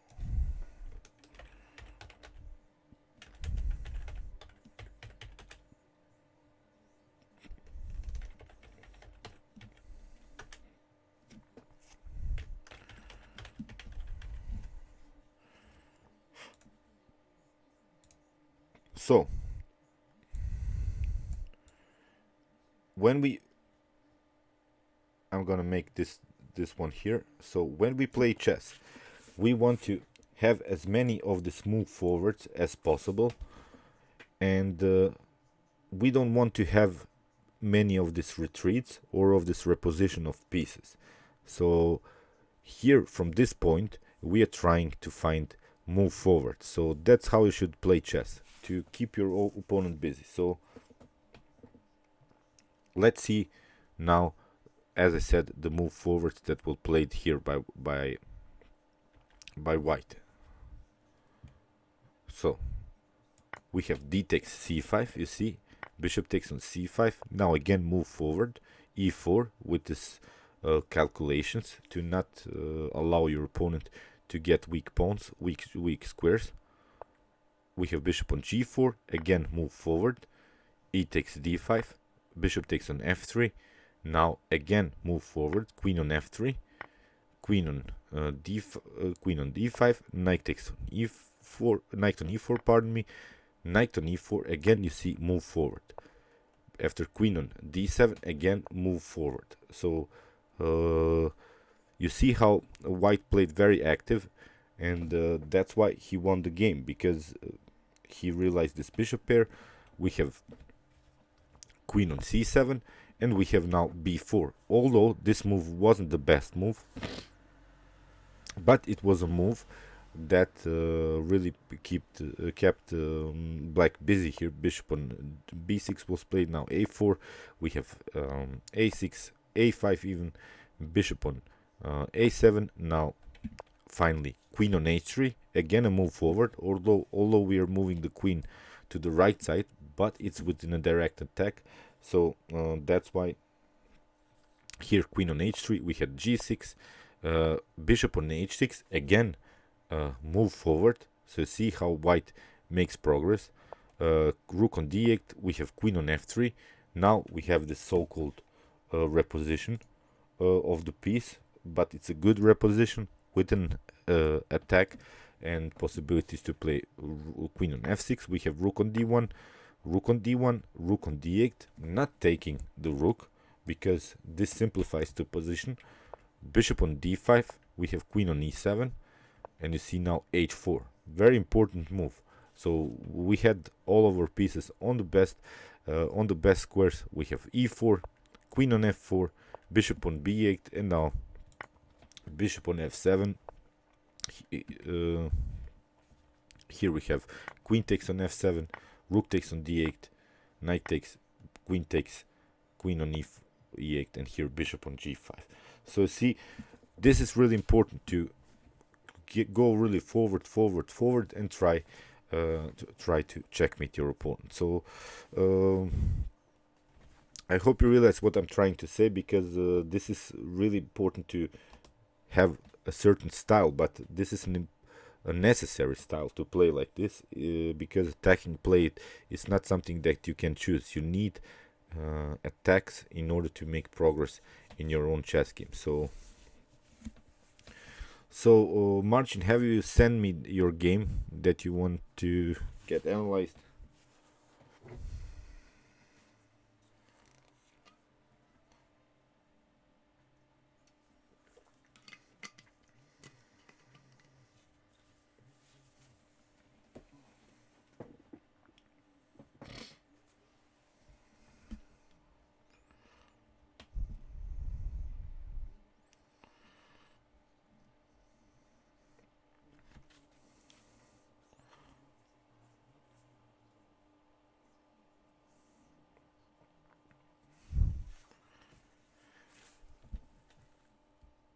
Yeah, after king on h8, you have lost a pawn. It simplifies even more the position.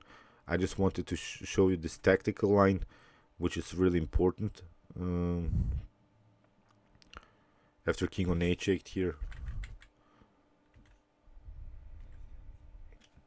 you can play king on h8, but I think here now rook on d8 can be a possibility. Here, after the queen takes, of course you cannot take with the knight, then you lose the bishop. So if you take with the knight, of course, then we take. You cannot take with the knight, you have to take with the queen, then again annoying stuff. So that's why you have to take with the queen. Okay, but let's see now the best continuation. Maybe Yeah, I think a simple g3 makes sense. Or we can place bishop on d5. It's okay. Of course, the queen is under fire. We can play maybe bishop on queen on d2 here, really, to try simplify the position. Okay, I don't know what the best move now here is. Maybe you can tell me, but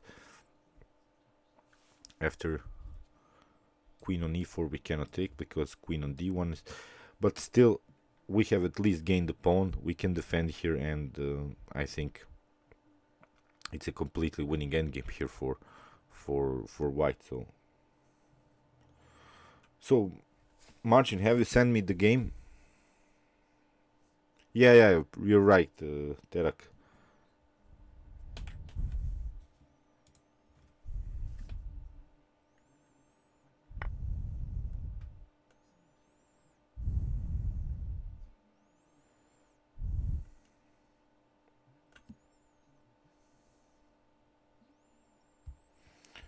Yeah.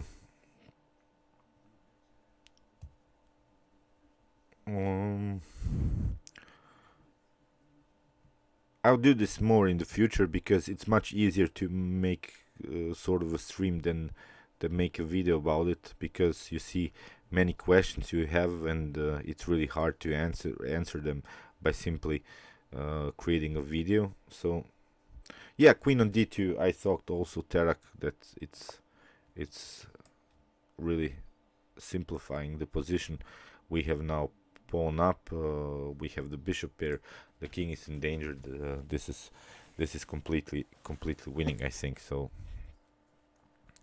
then after that, c4, b5 ideas. This e4 pawn is weak, so this is winning for white for sure.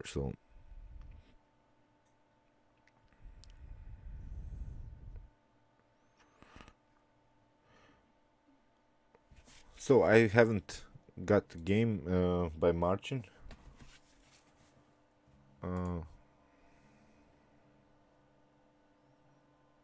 yeah, okay. I'm gonna make a schedule about the streams, but it's really hard for me to know when I'm gonna have like 2 or 3 hours for free, because I have regular work. I have two kids.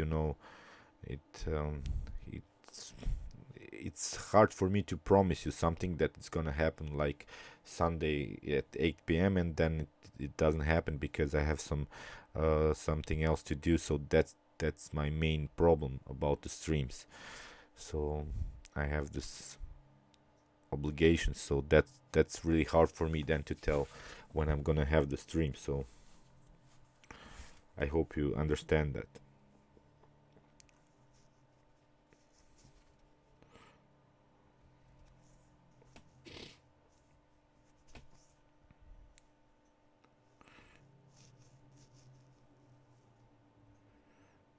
So maybe you should suggest one of your own games, or maybe Marcin told me that he wanted to get one game analyzed, or you can challenge me. We can play some blitz games or bullet games.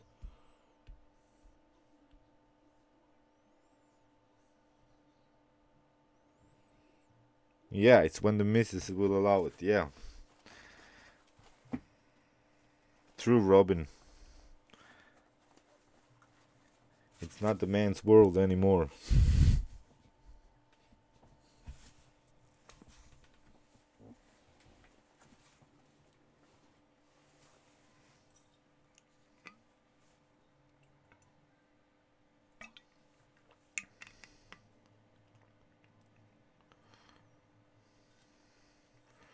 Okay, you're welcome.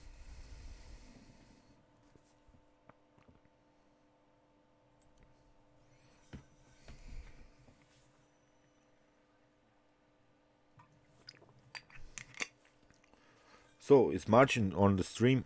He wanted to get one game analyzed. Meanwhile, you can challenge me, or we can, if you're interesting, we can analyze another game. I have to find a good one. if you're interested.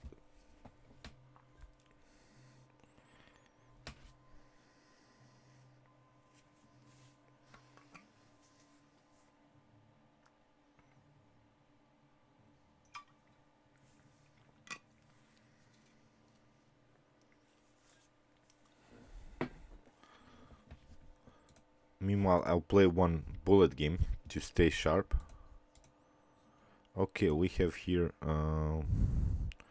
but I have a fan.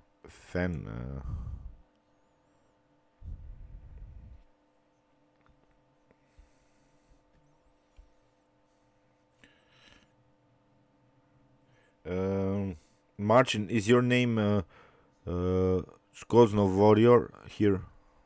Yeah, probably. It's Polish.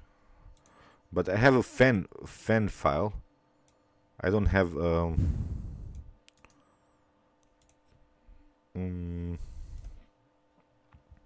let's wait. Import game. PGN.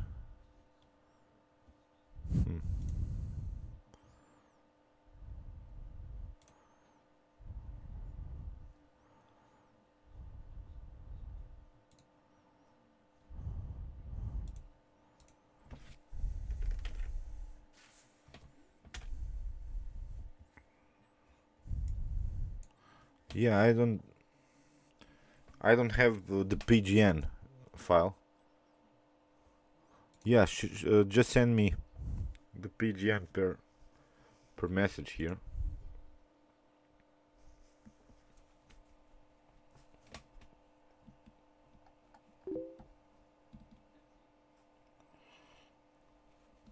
No problem, Tarek. Thank you for joining and see you next time.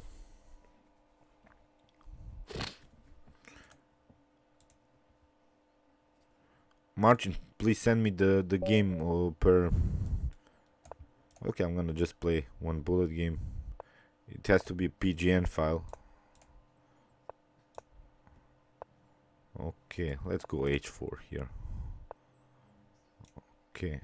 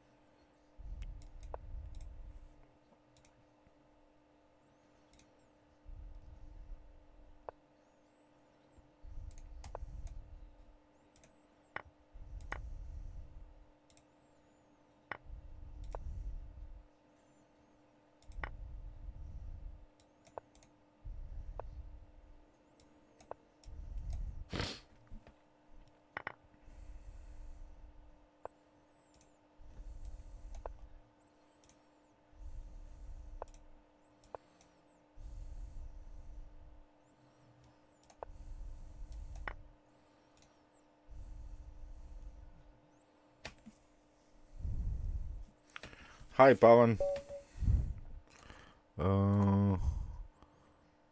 Okay, we have the game here. Open it. Okay. We have now the game. We can analyze it. We have the 3 knights opening. But Marcin, do you mind? I would need a 5-minute break. I'll be back in 5.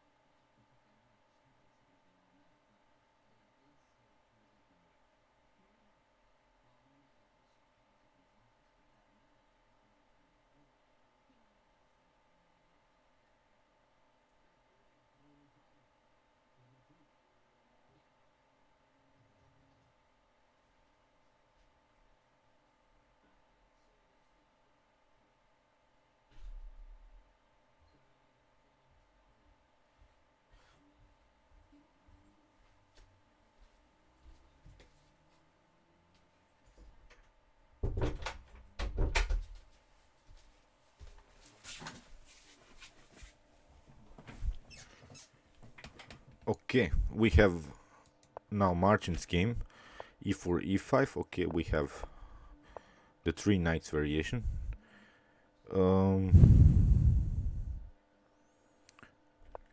Bishop on c5. Okay, it's like the Italian setup. Okay, d3, knight on f6, bishop on e2. It's still common theory. d4, d5, and okay, d5. Okay, there is this one rule. It's possible here, of course. It's not a problem, but you should be familiar with this principle in chess, which says that well, a pawn breakthrough in the center is the best when you have castled. So here maybe castling and then d5 seems more. I haven't analyzed this game from a tactical point of view. I'm just saying. So here after d5, maybe after it takes d5, knight takes on d5. Here we have some troubles after knight on e4, knight takes on e4, and now d4 seems a little bit after b takes c. You see, you could lose a pawn here in the continuation, so this is dangerous. This pawn breakthrough in the center is really dangerous, so you can I think your opponent can play the move d5. You can play the move d5 anyway after castling, because your opponent cannot prevent it. So there's just this simple rule about not pushing pawns in the center, not open the center when the king is still in the center. But okay, d5, we have castling. D takes e4. Okay, d takes e4, queen takes on d1, and this is now the moment in which you allowed your opponent to take over the d file. He took with the bishop, which is bad, but here after rook on d1, you still need many moves in order to battle on the d file. So there are also some annoying knight outposts possible. So you see, white is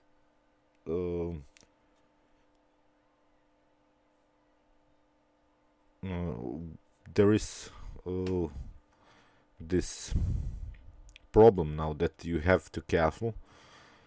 You have to develop the light square bishop. So I think white is better here. So after bishop on d1, now you have a good game. Here castling, okay, it was good. Bishop on g5. Here bishop on e7. Bishop takes on f6. Bishop takes on f6. Okay. I think you don't have to worry so much maybe about doubling pawns. The basic ideas here, we have the so-called static center position. So the static center, I've explained it in my previous video, in not the Magnus Carlsen video, the previous one about the static center position. So one of the ideas is, of course, to create an outpost here on d4, and from white's perspective, it would be the outpost on d5. So we should make progress to that. Bishop on g5 meets the idea with this taking out knight on f6. But okay, bishop on e7 was played. Bishop takes on f6. Bishop takes on f6, and now knight on d5. Okay, bishop on d8 is good. Now we have an equal position. Bishop on e2, f6, of course. This is a good move with the preparation to play bishop on e6, and then knight on e7 and kick away this knight. So this is I think good. This f6 is supporting this e5 in order to play freely with the knight. We have c4. Okay, knight on e7. I haven't even watched the move order, but okay, here yeah, okay, this is, yeah, this allows, now this is not good. This allows white to have a supported pawn, which creates some space advantages. So here I think maybe c6, and after knight on e7, bishop on e7, we could really have a powerful bishop here with bishop on e6, then battle on the d file, and I think it's a little bit better. So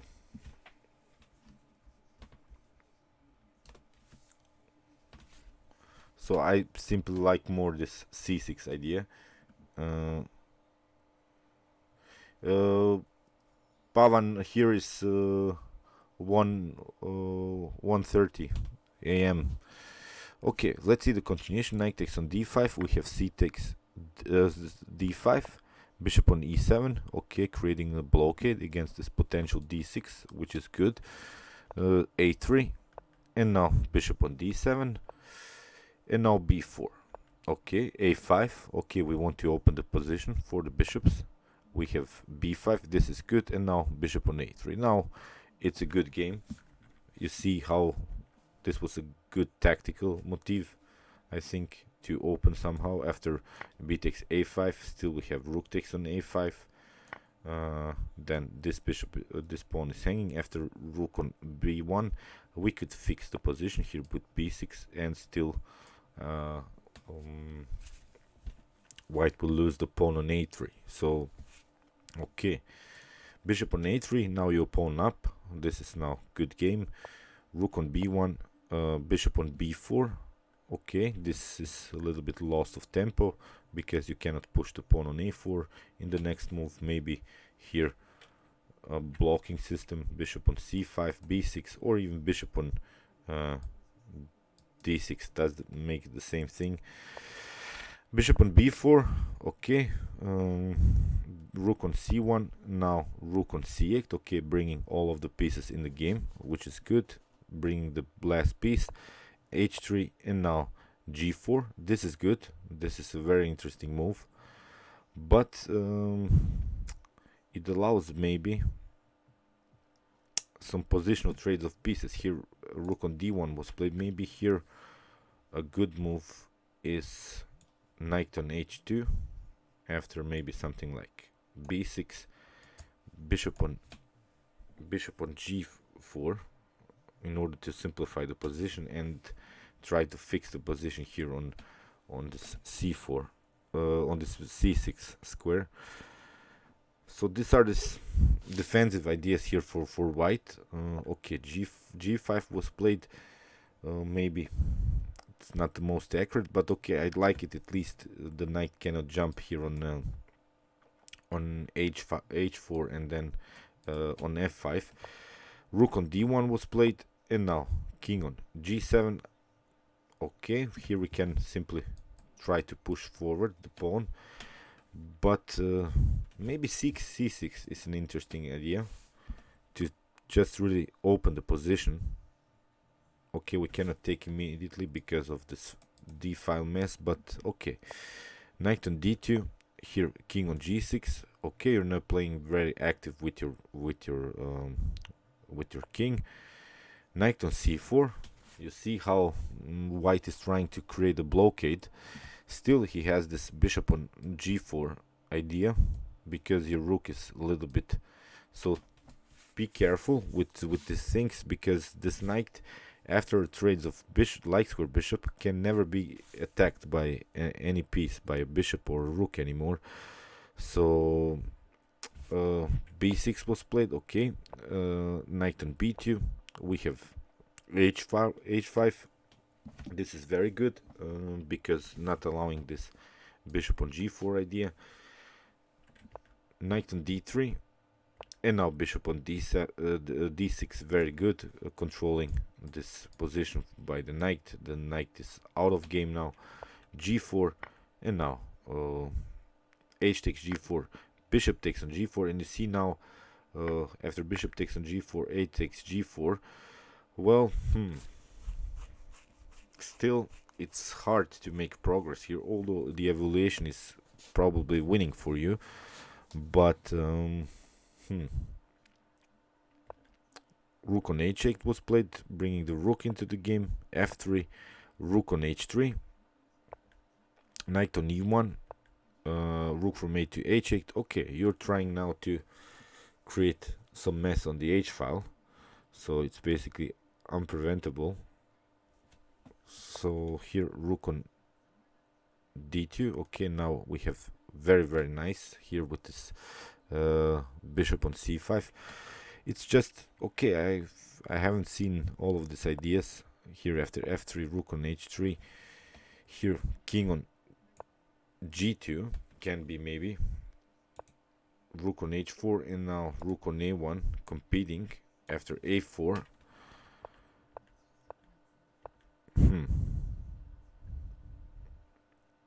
Yeah, still this pass pawn is really annoying, but I hope you realize this endgame problems. If you create a too static position with these pawns, it could get really annoying, because there are no good pawn moves anymore. Basically the only move, the only pawn that can move is your pass pawn here, and you see here maybe white can defend. So okay, this idea after knight on e1, of course, is simple idea. King on rook on h8, and now combined with these bishops, we have really annoying threats here. King on d1 had to be played. Now rook takes on d2. This is now very nice, very nice tactical idea. Bishop on b4. So now, of course, the threat was to trade off all of these pieces and just keeping pushing the pawn. But here a takes b4 was played, very nice. Knight on d3, and now rook on f1. We have knight takes on b4, and this is of course a completely winning endgame, because in the next move we'll simply take one of these two pawns. Knight on c6, rook on f4, knight on e7, king on f7, knight on c8, and now finally rook on g4. This is completely winning for black. We are simply taking more pawns. King on d3, now rook on g3, here king on e2, rook on b3, getting in another pawn. Knight on a7, rook on b4, and now king on f3, rook on d4. Very nice move. It's a little bit Zugzwang move. King on e3, and now the king can come into the game. Very nice. Knight on e7, and just simply pushing forward this pawn. Yeah, knight on f5, and okay, this is really good endgame. But as said, don't try not to get too much of static pawn structures, because you see with one pawn up, although you were one pawn up, it's still defendable. Of course, it's a winning evaluation, but sometimes it's hard to find the best pawn moves, because the rooks are controlling the h file. But okay, your opponent makes some mistakes, you didn't, and more important, I think, are these problems in the opening with this d5 move. So as said, d5 after not castling is really dangerous. There were some tactical possibilities with knight on e5 and d4. So I hope I could have helped you. It was just a fast analysis like this. So these are the problems, but the main rule is not to push pawns when you haven't castled so far. So your opponent, with this not active play, he allowed you to play bishop on c5, knight on c6, knight on f3.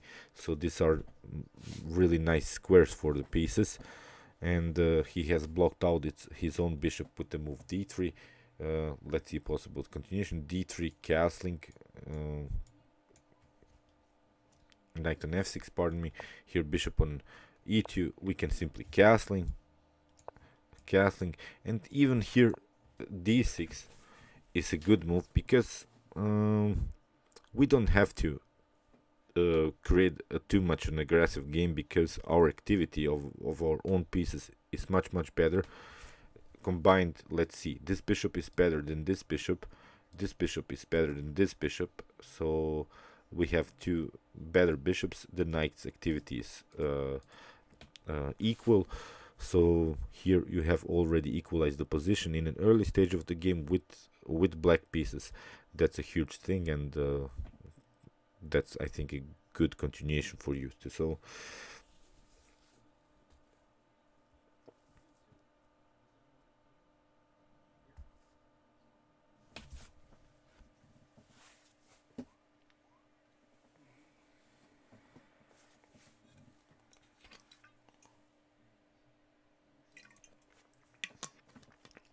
So if you want, we can play some friendly games. You can challenge me. I'm gonna play more bullet and blitz games, so you can challenge me, and then it will be it for today. So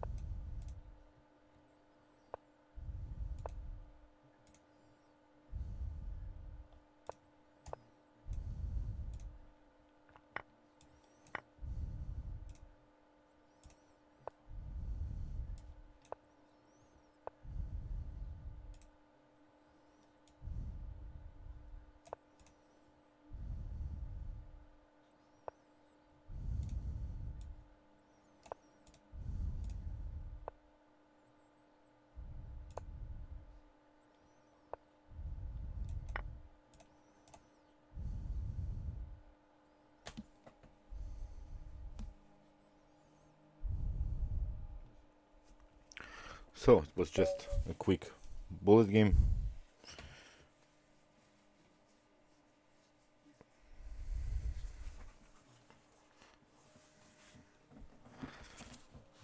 Yeah, I have played, but I haven't. I have some queen sack games, but um, you can challenge me in the description below. I think I've left um, the link where you can challenge me. Yeah, it's in the description below.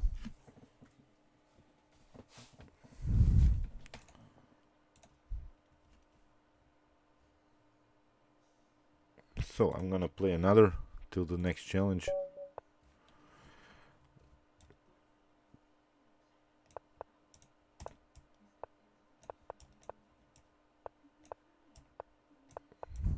Okay, we have the Carlsbad variation of the King's Indian.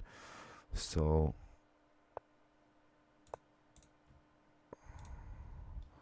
e4, yeah, bishop on.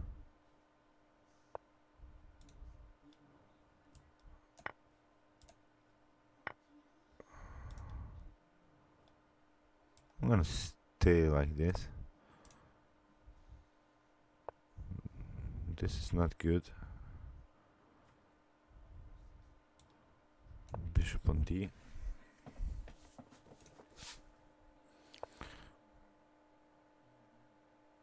Okay.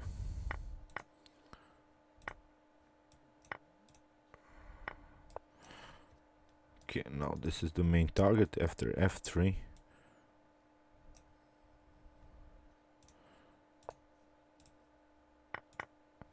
Okay. Now we have two attacked pawns, so that's why I did it.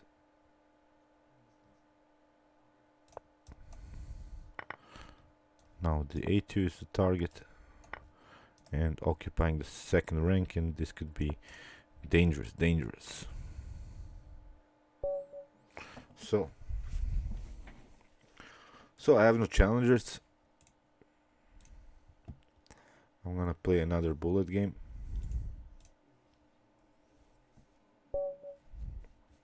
Okay, now we have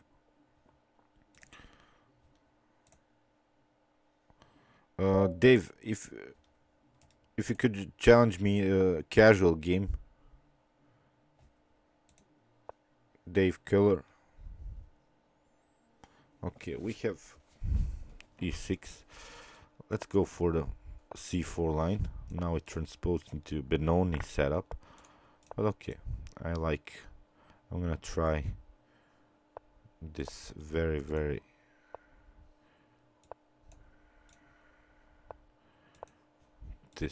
annoying attack. Now I have the A file open with f4.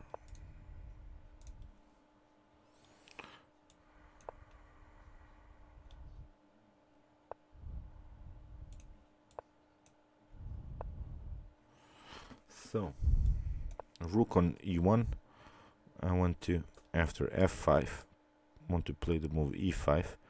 The e5 is now my main goal, to create two connected pawns in the center.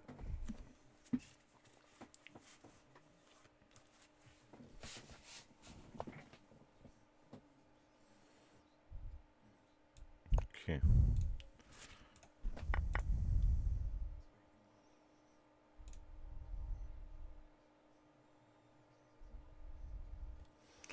Maybe knight on f5 is the best idea. d6.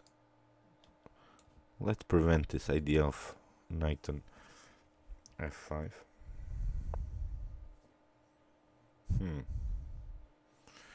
And this is now the so-called unnatural king's position, so it means that there are probably some tactical possibilities.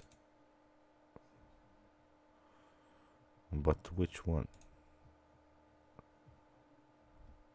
Okay, d5, d6.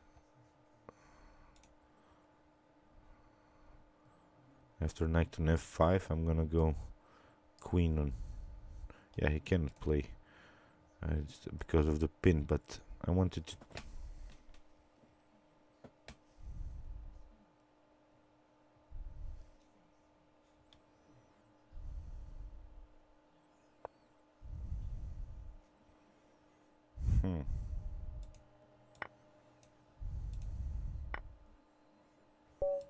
Yeah.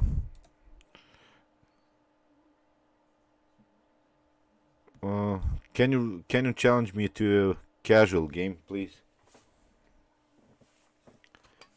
The queens.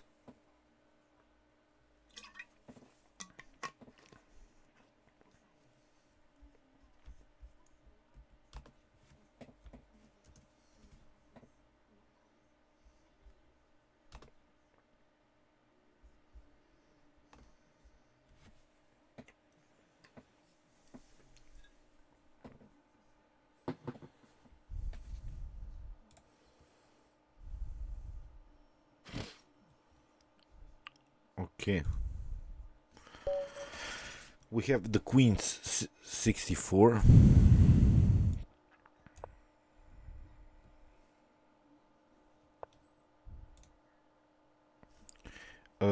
Dave, could you challenge me to a casual game?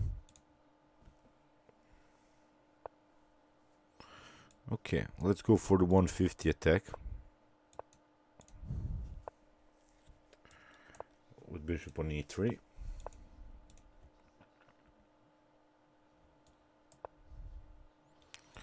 Okay.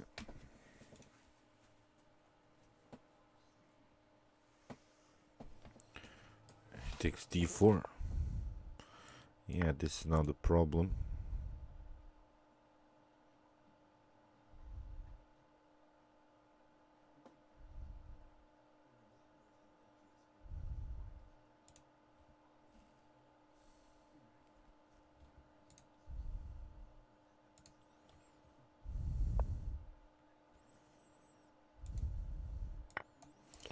Okay, let's take this knight.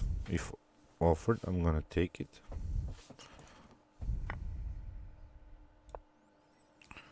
And just simplify the position, I think.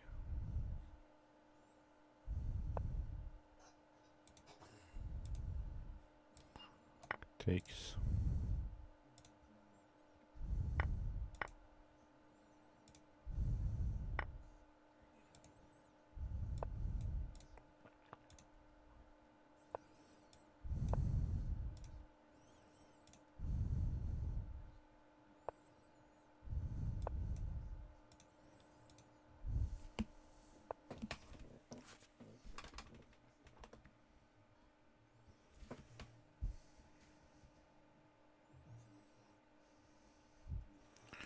Okay.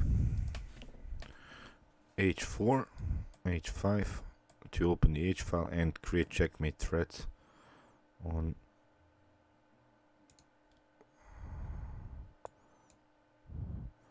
So if I trade off the queens, oh, this is bad.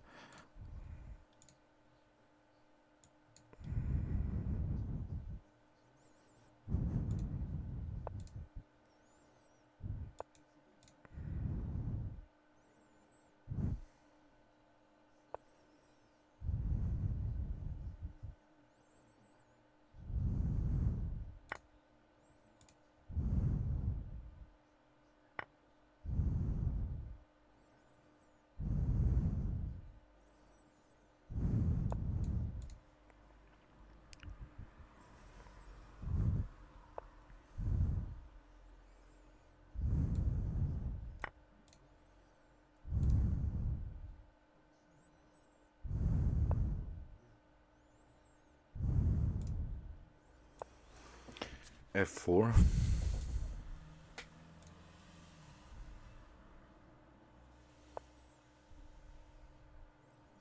Let's keep on attacking. We want to just keep attacking here, so f takes.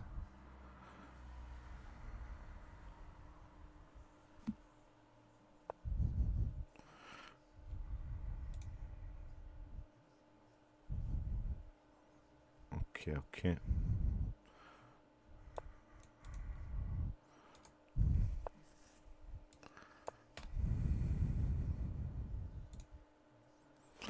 Okay, and now I'll try some tactics here. This is the so-called interception.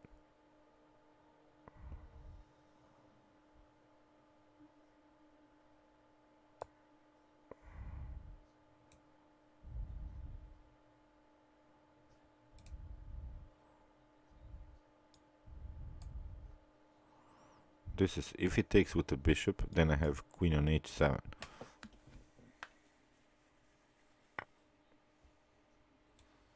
Yeah.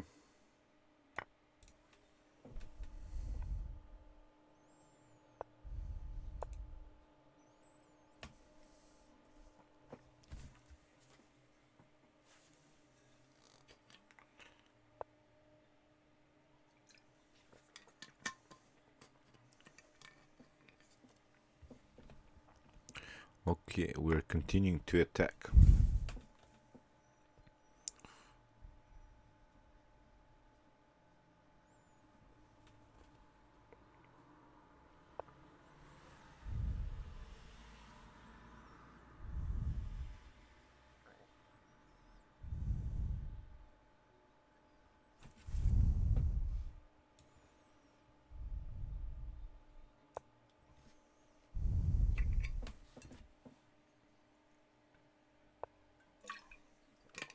Yeah, I cut off this defense.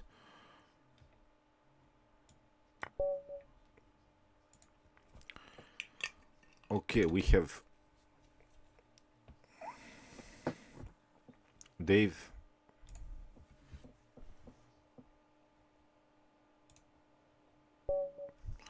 We have Dave, my friend Dave from the USA. D4.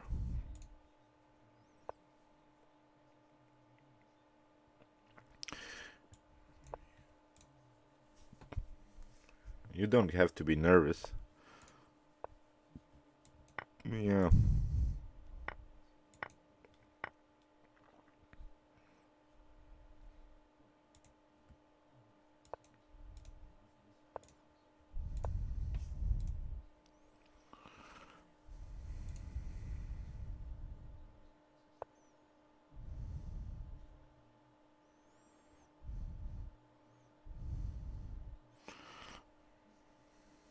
Yeah, of course, we can play another. It's not a problem. Um, Dave messed up with my plant here.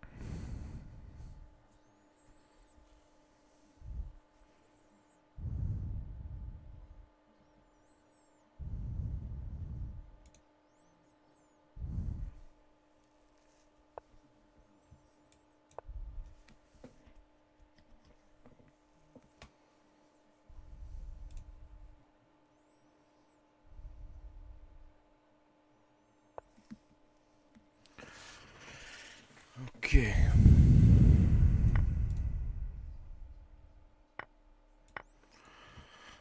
So Dave fell for some tactics.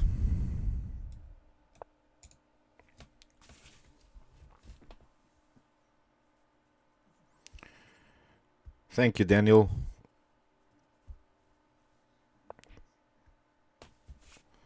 Okay. Simplifications. Bishop takes on c6.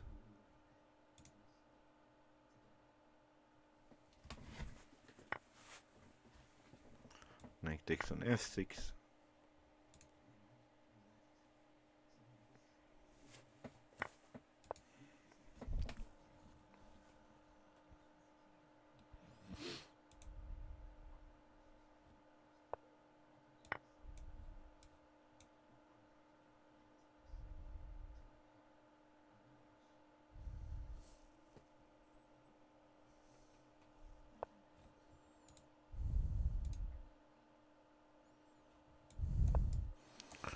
Yeah, Dave messed this one up. Okay, I have no challengers. You can play another Pavan if you like.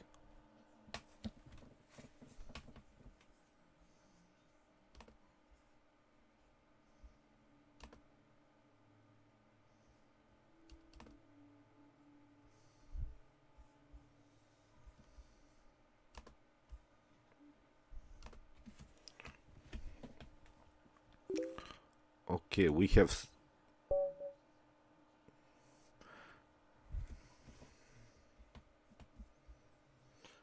Dave from Germany. He's becoming stronger and stronger in chess. Okay. Let's go for the Nimzo-indian.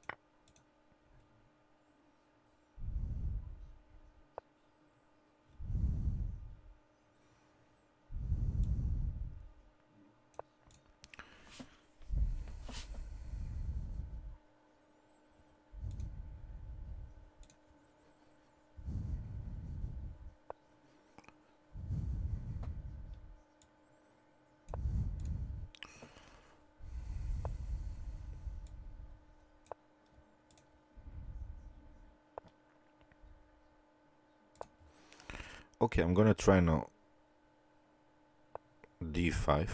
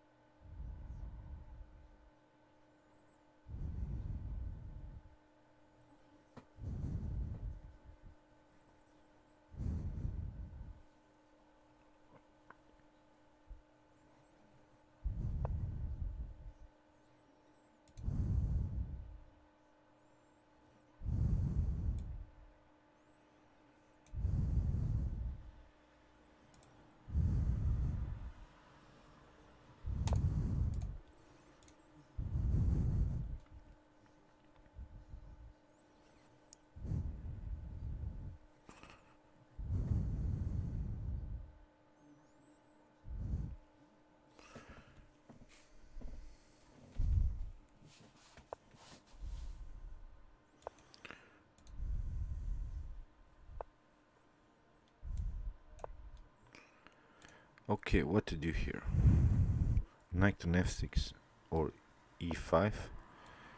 e5 seems good. e5 seems good.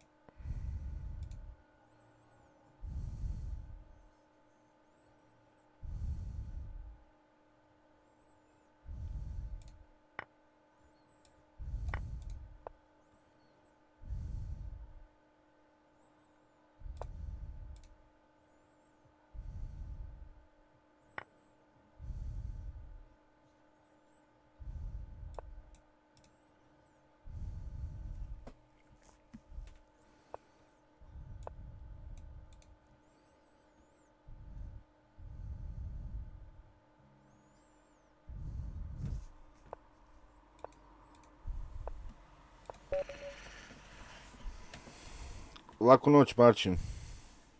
Okay, well, it was...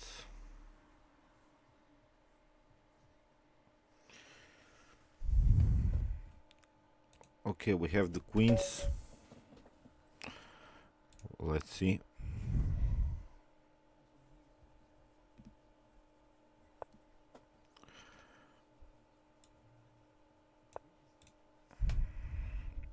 We have this annoying Karo-Khan.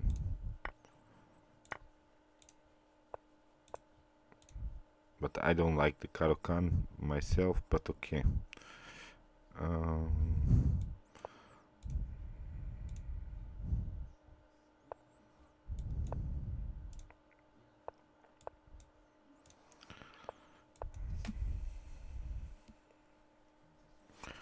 so after c takes d5,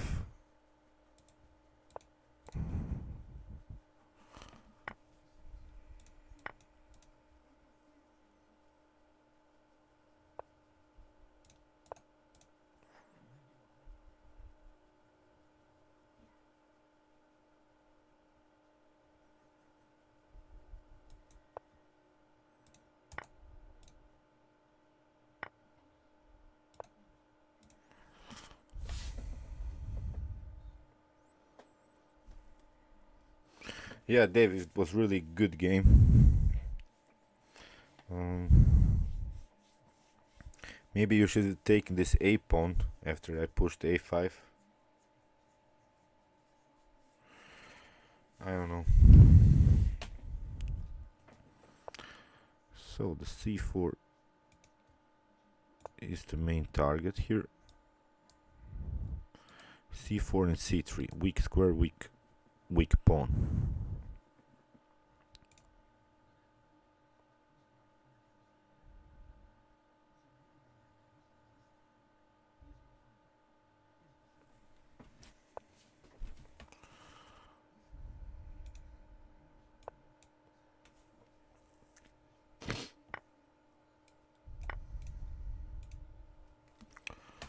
So I have a very nice knight here on c4, then queen on a5, knight takes on d2, and playing simply against this.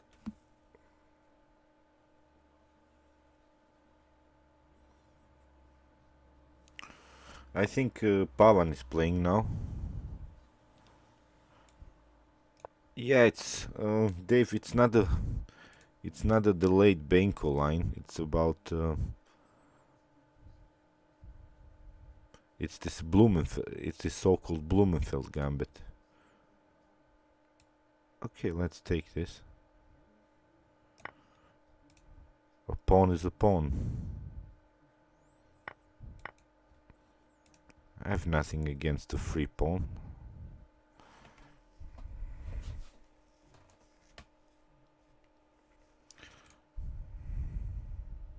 I can live with that. Yeah. Takes.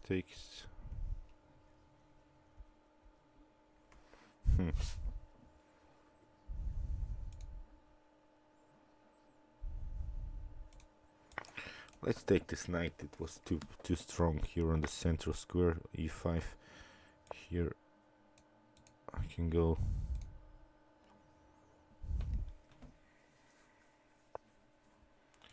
I'm gonna take it. Take it. And again with the same idea, not allowing this t5 pawn breakthrough. This is the main target, this is the weakness, and should I take? Oh, he has the double attack. Okay, so far I cannot take.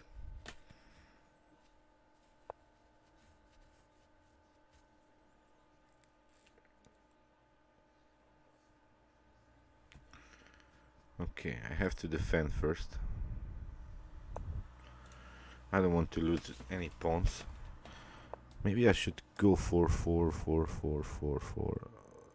pass pawns. For pass pawn situation. Yeah, I can go simply straightforward now.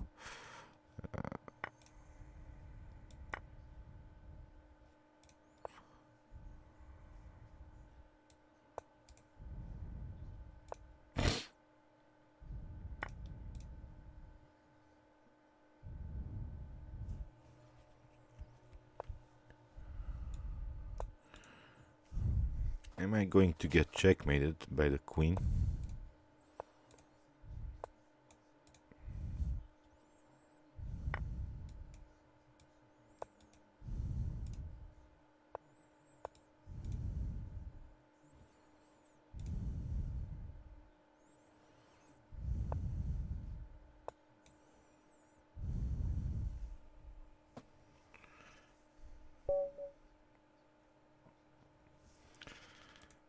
Okay, we have Kafkas.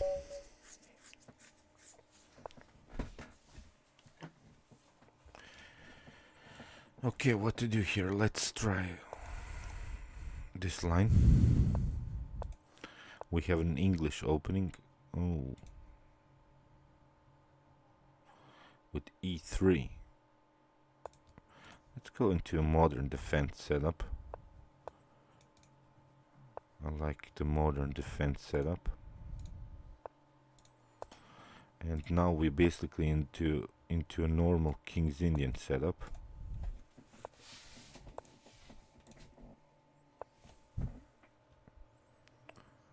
Yeah, you have your fun on the queen side, but still I have to make a counterplay.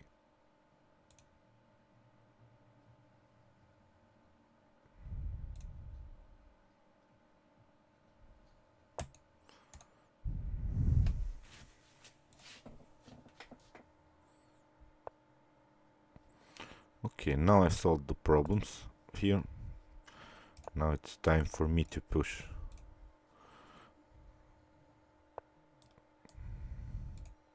Yeah, let's go forward, creating our King's Indian standard setup.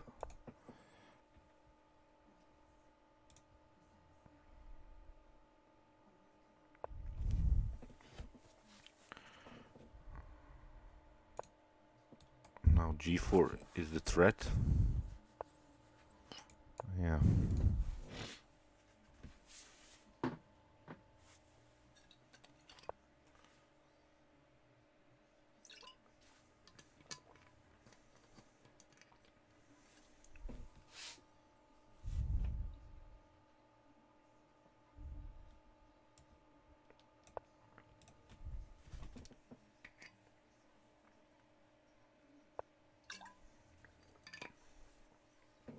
Yep.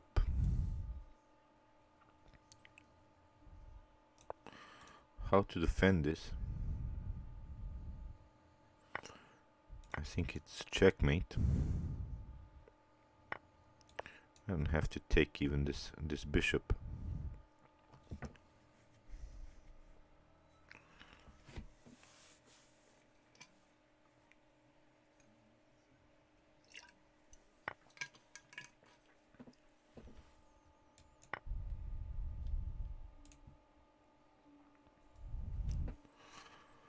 Knight on f4 is so far the only move.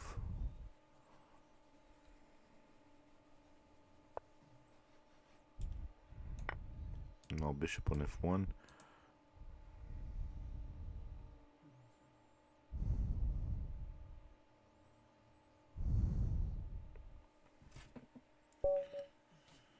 Yeah, the threat was after.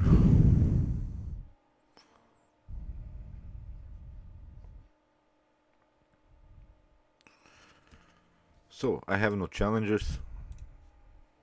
I can play another. I'll play a bullet game till my next challenge.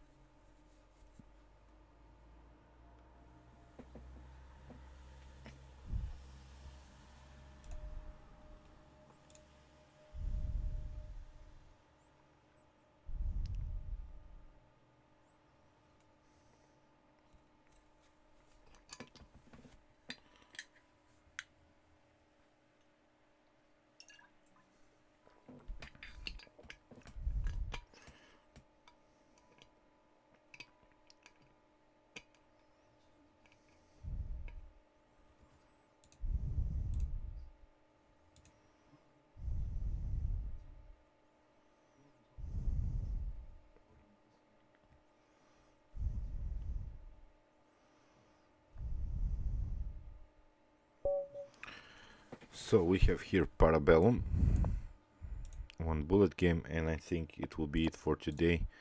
It's really late here.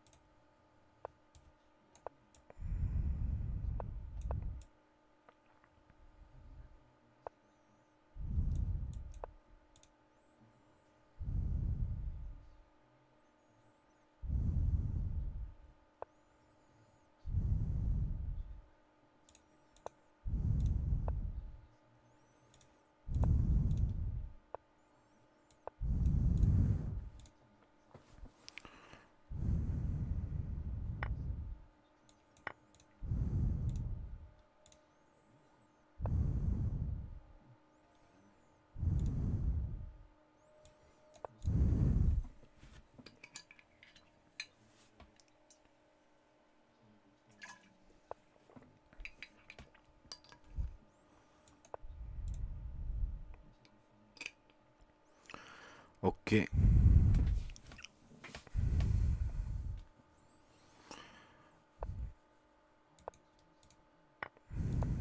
Let's just keep on pushing to open some files, to open some diagonals.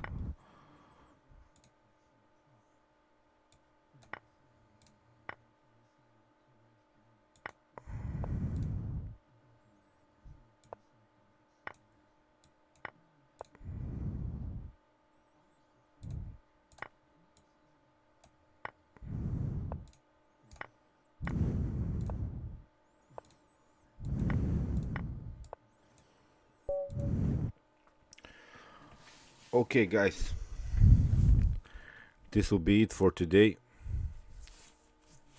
Thank you for joining the stream. See you next time. I think it was a good one. We'll continue to make this once in a while, so You can. It will be always under the title Interactive Chess School. So okay, have a good night, guys. Chess is the best, of course.